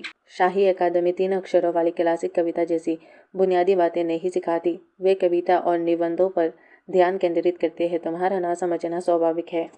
टिकी को लगा जैसे उसका अपमान हुआ हो। तभी उस आदमी ने ब्रश होल्डर से एक ब्रश निकाला और उसे दे दिया। टिकी की बड़ी बड़ी आंखें सवालों से भरी थी। मेरा हाथ बहुत छोटा है, यह ब्रश बहुत बड़ा है, मुझे पता है कि आप इसे इस्तेमाल नहीं कर सकते। फिर वह नीचे झुका और उसके कान में फुसफुसाया। शाम होते होते टिकी शाही अध्ययन कक्ष से निकली। जैसे ही वह बाहर निकली, एक तीखी आवाज ने पुकारा, तुम यहाँ क्या कर रही हो? टिकी ने ऊपर देखा तो उसे एक सजी धजी महिला दिखाई दी। उसके बगल में युन चांग खड़ी थी, जो टिकी को ऐसे घूर रही थी मानो उसे खा जाना चाहती हो। क्या छिपा रही हो? क्या तुमने कुछ चुराया है? टिकी ने जल्दी से अपने हाथ और डिब्बा अपनी पीठ के पीछे छिपा लिए। फिर चुपके से ब्रश को खाने के डिब्बे में डाल दिया। योन चांग ने टिकी की हरकतों को देखा और तुरंत उसका हाथ पकड़ने की कोशिश की। हाथापाई के बाद खाने का डिब्बा गिर गया और ब्रश बाहर लुढ़क गया। आह, टिकी, तुम्हारी हिम्मत तो देखो। पिताजी का ब्रश चुराने की हिम्मत कैसे हुई? तभी शोर सुनकर तनाशाह बाहर आ गया। यौन चोंग ने तुरंत ब्रश की ओर इशारा करते हुए कहा, पिताजी देखिए, इसने आपकी चीजें चुराई है। फिर उसने टिकी को घमंडी नजर से देखा। छोटी बच्ची, बस इंतजार करो जब तक पिताजी तुम्हें पीट पीट कर मार न डाले। क्या मैंने तुम्हें 1 महीने के लिए कैद नहीं किया था? तुम्हें किसने रिहा किया? उसी समय महारानी रोंग बोल पड़ी, मैंने ही यंग चोंग को उसकी कैद से रिहा किया था। उसे सबक मिल चुका है। उस आदमी ने ताना मारा। महारानी कब से मेरे आदेशों की अवहेलना करने लगी? पिताजी, यंग चोंग आपसे मिलना चाहती थी। मुझे पता है मैं गलत थी। उस आदमी ने उसे धक्का देकर दूर कर दिया। तुम्हें पता है तुम गलत हो। तुमने इतने सालों में कमजोरों को धमकाने के अलावा कुछ नहीं सीखा। जैसे जैसे तुम बड़ी हो रही हो तुम्हारी पॉपुलैरिटी कम होती जा रही है। इसके अलावा वह ब्रश मैंने टिकी को दिया। तुम्हारे मुंह से निकलते ही यह चोरी कैसे हो गया? यह सुनकर तीसरी राजकुमारी को विश्वास नहीं हुआ। तुमने इसे उसे दे दिया। वह इतनी आहत हुई कि रोने लगी। क्यों? उसने उस तनाशाह से वह ब्रश कितनी बार मांगा था, लेकिन उसे कभी नहीं मिला। लेकिन तनाशाह की उपस्थिति में वह बस दांत पीस कर टिकी के पास गई। सातवीं बहन, मुझे माफ कर दो। मुझे तुम पर आरोप नहीं लगाना चाहिए था। यह सुनकर टिकी दंग रह गई। घमंडी तीसरी राजकुमारी सचमुच माफी मांग रही थी, लेकिन फिर से एहसास हुआ कि तीसरी राजकुमारी का कोई सीक्रेट मकसद जरूर होगा। इसीलिए उसने अपनी नाटक किया। तनाशाह की ओर मुड़कर मीठी आवाज में कहा, पिताजी, शाही बहन पर गुस्सा मत कीजिए। उसे पहले ही तो पता है कि वह गलत थी। ओल्ड 3 ने आगे कहा, शाही बहन बहुत उदार है। देर हो रही है, चलिए मैं आपको आपके महल तक छोड़ देती हूँ। वैसे भी मेरी माँ ने पिताजी को बहुत दिनों से नहीं देखा है। हमें उन्हें थोड़ा समय देना चाहिए। लेकिन जैसे ही वह गाड़ी में बैठे, यंग चोंग ने अपना असली रंग दिखाया। टिकी, क्या मैं तुमसे एक सवाल पूछ सकती हूँ? उसने टिकी का गाल चुटकी से दबाया। पिताजी को मोहित करने के लिए तुमने कौन सी तरकीबें अपनाई? उन्होंने तुम्हें यह ब्रश ऐसे ही क्यों दे दिया? टिकी के गाल में दर्द हुआ। शाही बहन, आप ब्रश रख लीजिए। बस मुझे चुटकी मत खींचिए। आप खुद को क्या समझती है? मुझे आपसे कुछ नहीं चाहिए। इतना कहकर उसने ब्रश गाड़ी से बाहर फेंक दिया। टिकी घबरा कर चिल्लाई, गाड़ी रुकिए। यंग चंग विजयी भाव से हंसी। क्या दर्द हो रहा है? चलो मुझे काट लो, मेरा सो जाओ। है कि तुम गाड़ी से उतर कर उसे अभी उठा लो। तुम्हारी हिम्मत कैसे हुई मुझे हुक्म चलाने की? मैं तो बस तुम्हें सुझाव दे रही हूँ। आखिरकार ये ब्रश मेरे लिए तो था ही नहीं। तुम्हारा क्या मतलब है कि ये तुम्हारे लिए नहीं था? टिकी ने उसकी बात अनसुनी कर दी और गाड़ी से उतर गई। वह ब्रश ढूंढने के लिए गाड़ी की तरफ गई, लेकिन यंग चंग पीछे से उसे परेशान करती रही। पिताजी ने यह ब्रश मुझे सौंपा था कि मैं तुम्हें दे दूं। वह चाहते थे कि हम दोनों में अच्छे संबंध हो। उन्होंने कहा कि उन्होंने तुम्हें पहले इसीलिए नहीं दिया क्योंकि तुम बहुत छोटी थी, लेकिन अब तुम इसे इस्तेमाल करने के लायक बड़ी हो गई हो। यंग चोंग का दिमाग चकरा रहा था। उसे विश्वास नहीं हो रहा था कि टिकी क्या कह रही है। टिकी को अब समझ आ गया, यंग चोंग असल में बुरी इंसान नहीं थी, बस एक बिगड़ी हुई छोटी राजकुमारी थी। उसे याद आया कि उसे तनाशाह ने उससे क्या कहा था। उसने कहा था कि यंग चोंग की बिगड़ी हुई आदत का बड़ा कारण वह खुद है, क्योंकि वह अच्छा शिक्षक नहीं था। अपने पिता की वजह से इतनी बिगड़ी हुई है। लेकिन टिकी से मिलने के बाद वह भी एक अच्छी राजकुमारी बनना चाहती है। अगले दिन टिकी जल्दी उठी और अपने छठे भाई के चंगुवा महल गई। रक्षक, मैं अपने छठे भाई से मिलने आई हूँ। सातवीं राजकुमारी, प्लीज अंदर आए। छठे राजकुमार ने आपको प्रवेश करने की अनुमति दी है। टिकी प्रांगण में दाखिल हुई। वह आज अपने छठे भाई से महारानी जो मेन खलनायक थी उससे निपटने की रणनीति पर चर्चा करने आई थी। लेकिन जैसे जैसे वह आगे बढ़ती गई, माहौल और भी भयावह होता गया। दूर दूर तक कोई भी जिंदा प्राणी नजर नहीं आ रहा था। अचानक उसे पास आते कदमों की तेज आहट सुनाई दी। टिकी मुड़ी और उसने अपने पीछे काले चौगे में एक लंबे आदमी को देखा। यह वही नकाबपोश आदमी था जिसे उसने महल के बाहर अपने छठे भाई के साथ देखा था। तुम्हें अंदर किसने आने दिया? नकाबपोश आदमी नीचे झुका और हवा में खून की तेज गंध फैली हुई थी। टिकी की रीढ़ की हड्डी में सिहरन दौड़ गई। ओरिजिनल कहानी में छठे राजकुमार तनाशाह और दूसरे राजकुमार को मेन नायक ने मार डाला था। क्या यह नकाबपोश आदमी महल में मेन नायक का जासूस हो सकता है? क्या वह अब उसे चुप करा देगा? वह तो बस एक छोटी बच्ची है, तुम उसे क्यों डरा रहे हो? छठा राजकुमार मुस्कुराते हुए टिकी के पास आया। तुम जा सकती हो। जी लॉर्ड। नकाबपोश इंसान वहां से गायब हो गया। टिकी नकाबपोश इंसान की पीठ को देखती रही। उसका दिल अभी भी जोर से धड़क रहा था, लेकिन समय रेखा के अनुसार नायक यान उसके पुनर्जन्म के बाद से अभी तक प्रकट नहीं हुआ था। क्या वह तनाशाह और दूसरों के भाग्य को बदलने के लिए कुछ कर सकती थी? अगर यान कभी प्रकट नहीं हुआ तो क्या वे जिंदा रह सकेंगे? क्या डर रहे हो स्टीव? अभी भी इतना कसकर पकड़े हुए हो? छठे भाई की धीमी आवाज नन्ही बच्ची के कानों में गूंजी। हे टिकी अचानक होश में आई और अजीब तरह से अपने हाथों को आपस में रगड़ने लगी। छठा भाई गलियारे में बैठ गया। तो तुम इतनी सुबह मुझे क्यों ढूंढने आई? कल मैंने पिताजी से शाही अकादमी के उस आमिर लड़के के बारे में पूछा था। वह अधिकारों के उपमंत्री का दूसरा बेटा है। आपका मतलब है कि मंत्रालय महारानी के गुट का हिस्सा नहीं है? आप तो बड़े समझदार हैं। मंत्रालय के पास असल में कोई शक्ति नहीं है, लेकिन उसके पास पैसा है। अगर महारानी सचमुच उसे अपने पक्ष में करना चाहती है तो उपमंत्री के तीनों बेटे शाही अकादमी में होते, न कि सिर्फ वह चिचोरा और घमंडी दूसरा उपमंत्री बेटा। छोटा भाई भी बहुत होशियार है। बीच में ही रोक दिया। तुम्हें ऐसी बातें करना किसने सिखाया? टिकी ने झट से अपना मुंह ढक लिया। मुझसे गलती से कुछ निकल गया। इससे पहले कि वह अपनी बात पूरी कर पाती, उसके छोटे से स्कूल बैग का पट्टा अचानक टूट गया और एक छोटी सी किताब गिर पड़ी। छठे भाई ने उसे उठाया। यह क्या है? टिकी ने उसे पकड़ने के लिए हाथ बढ़ाया, लेकिन बहुत देर हो चुकी थी। छठे भाई ने उसे खोल दिया था। टिकी ने सोचा, अब तो सब खत्म। मेरी कलाकृति सबके सामने आने वाली है। पहले पन्ने पर वह अपने छठे भाई की कमर पर कोड़े मार रही थी। दूसरे पन्ने पर वह अपने छठे पैरों से उस जालिम के पैर पर लात मार रही थी। तीसरे पन्ने पर टिकी अपने छोटी मुट्ठियों से योंगचोंग के चेहरे पर घूंसे मार रही थी। इसे देखकर छठे भाई ने शरारती मुस्कान के साथ कहा, छोटी बच्ची, तुम्हारी चित्रकारी तो वाकई अनोखी है। यह तो बस एक हादसा था। क्या तुम मेरी बात मानोगी? ओ छोटे भाई, आप तो बड़े आदमी हैं। आप एक छोटी बच्ची को माफ़ कर सकते हैं। जब टिकी उसे लुभाने की कोशिश कर रही थी, तभी एक नौकरानी पेस्ट्री की एक थाली लेकर आई। टिकी की आंखें चमक उठी। ये तो बहुत स्वादिष्ट लग रहे हैं। लेकिन छठे भाई ने उसे रोक दिया। क्लास का समय हो गया है, खाना मत खाओ, आप जाओ। टिकी के पास अकेले जाने के अलावा कोई चारा नहीं था। तभी छठे भाई का चेहरा गुस्से से लाल हो गया। पेस्ट्री में क्या था? तुमने उसे नशा क्यों दिया? बस थोड़ी सी नींद की दवा। सातवीं राजकुमारी बहुत चालाक है। मुझे डर था कि वह आपके लिए खतरा बन जाएगी। महाराज, क्या आप अपनी औकात भूल गए हैं?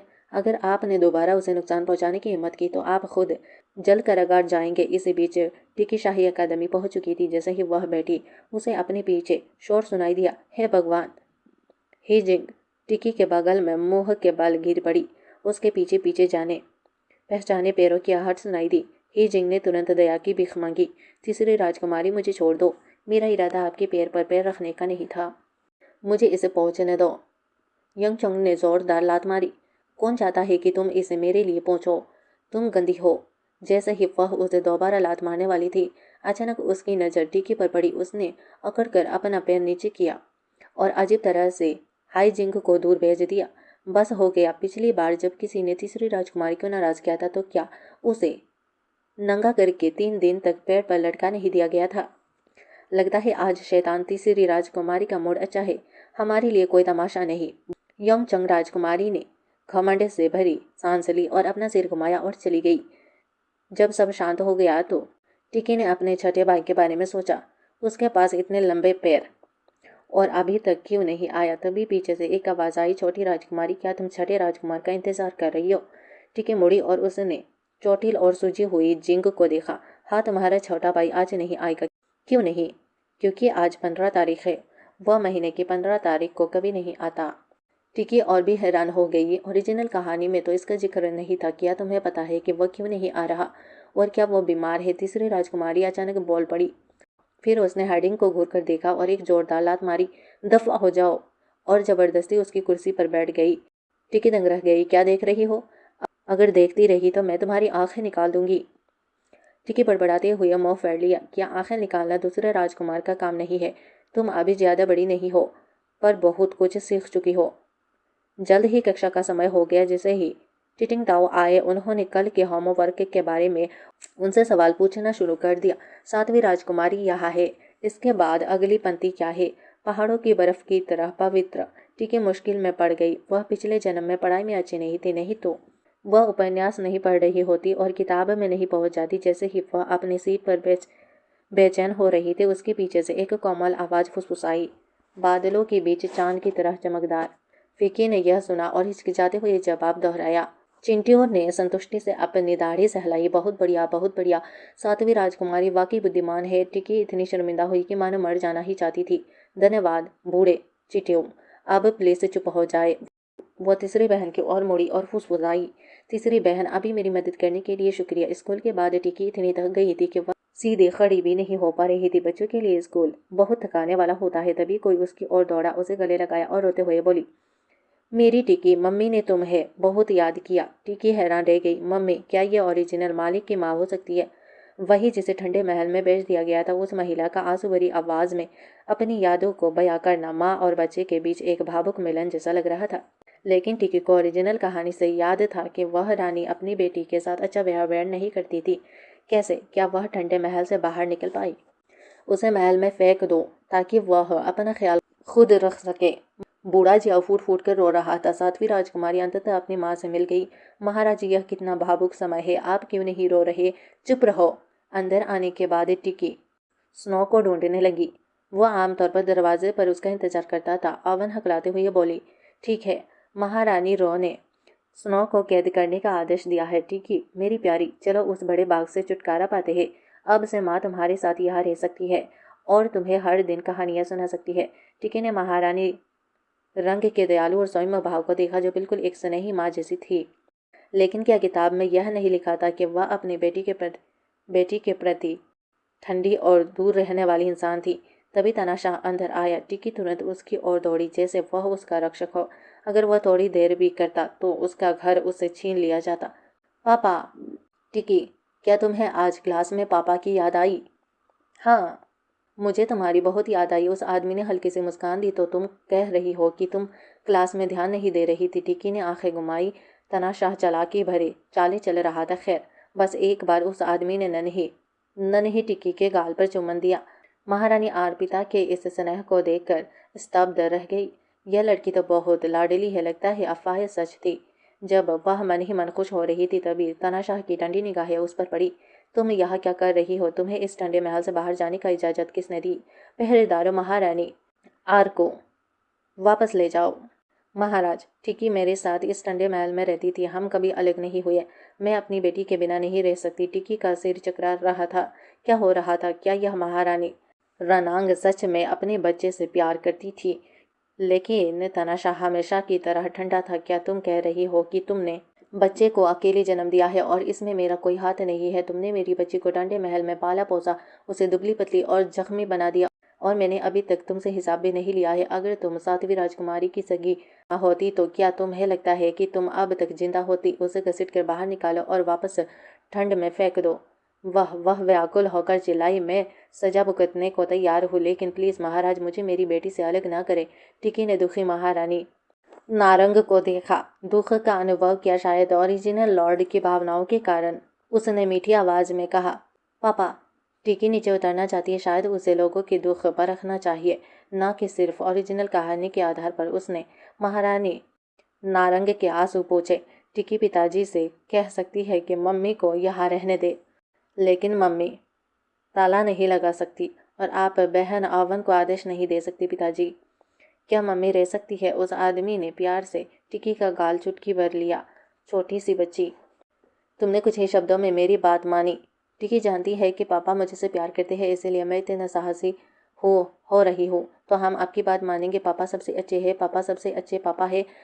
महारानी नारंग ने तुरंत धन्यवाद में सर झुका लिया। जब कोई नहीं देख रहा था तो उनके चेहरे पर एक अजीब सी मुस्कान आ गई। बाद में टिकी ने महारानी नारंग को एक बगल के कमरे में सुला दिया। जब वह बाहर आई तो उन्होंने उस तनाशाह को दरवाजे पर खड़ा देखा।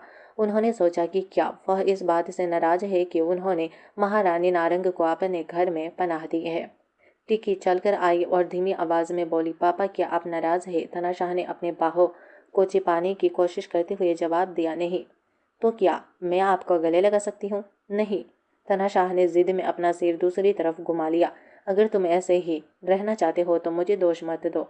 टिकी ने अपने अस्थि ने ऊपर चौड़ाई दौड़ लगाई और आदमी की बाह पकड़ के लटक गई। मैं गिर रही हूँ, पापा मेरी मदद करो। तनाशाह आखिरकार मान गया और उसे ऊपर खींच लिया। मैंने अपनी जिंदगी में हजारों लोगों से मुलाकात की है, लेकिन तुम छोटी सी बच्ची सबसे साहसी हो। क्या पापा अभी भी टिकी से नाराज है? हाँ, मुझे खुश करने के लिए आप क्या करने वाले हैं?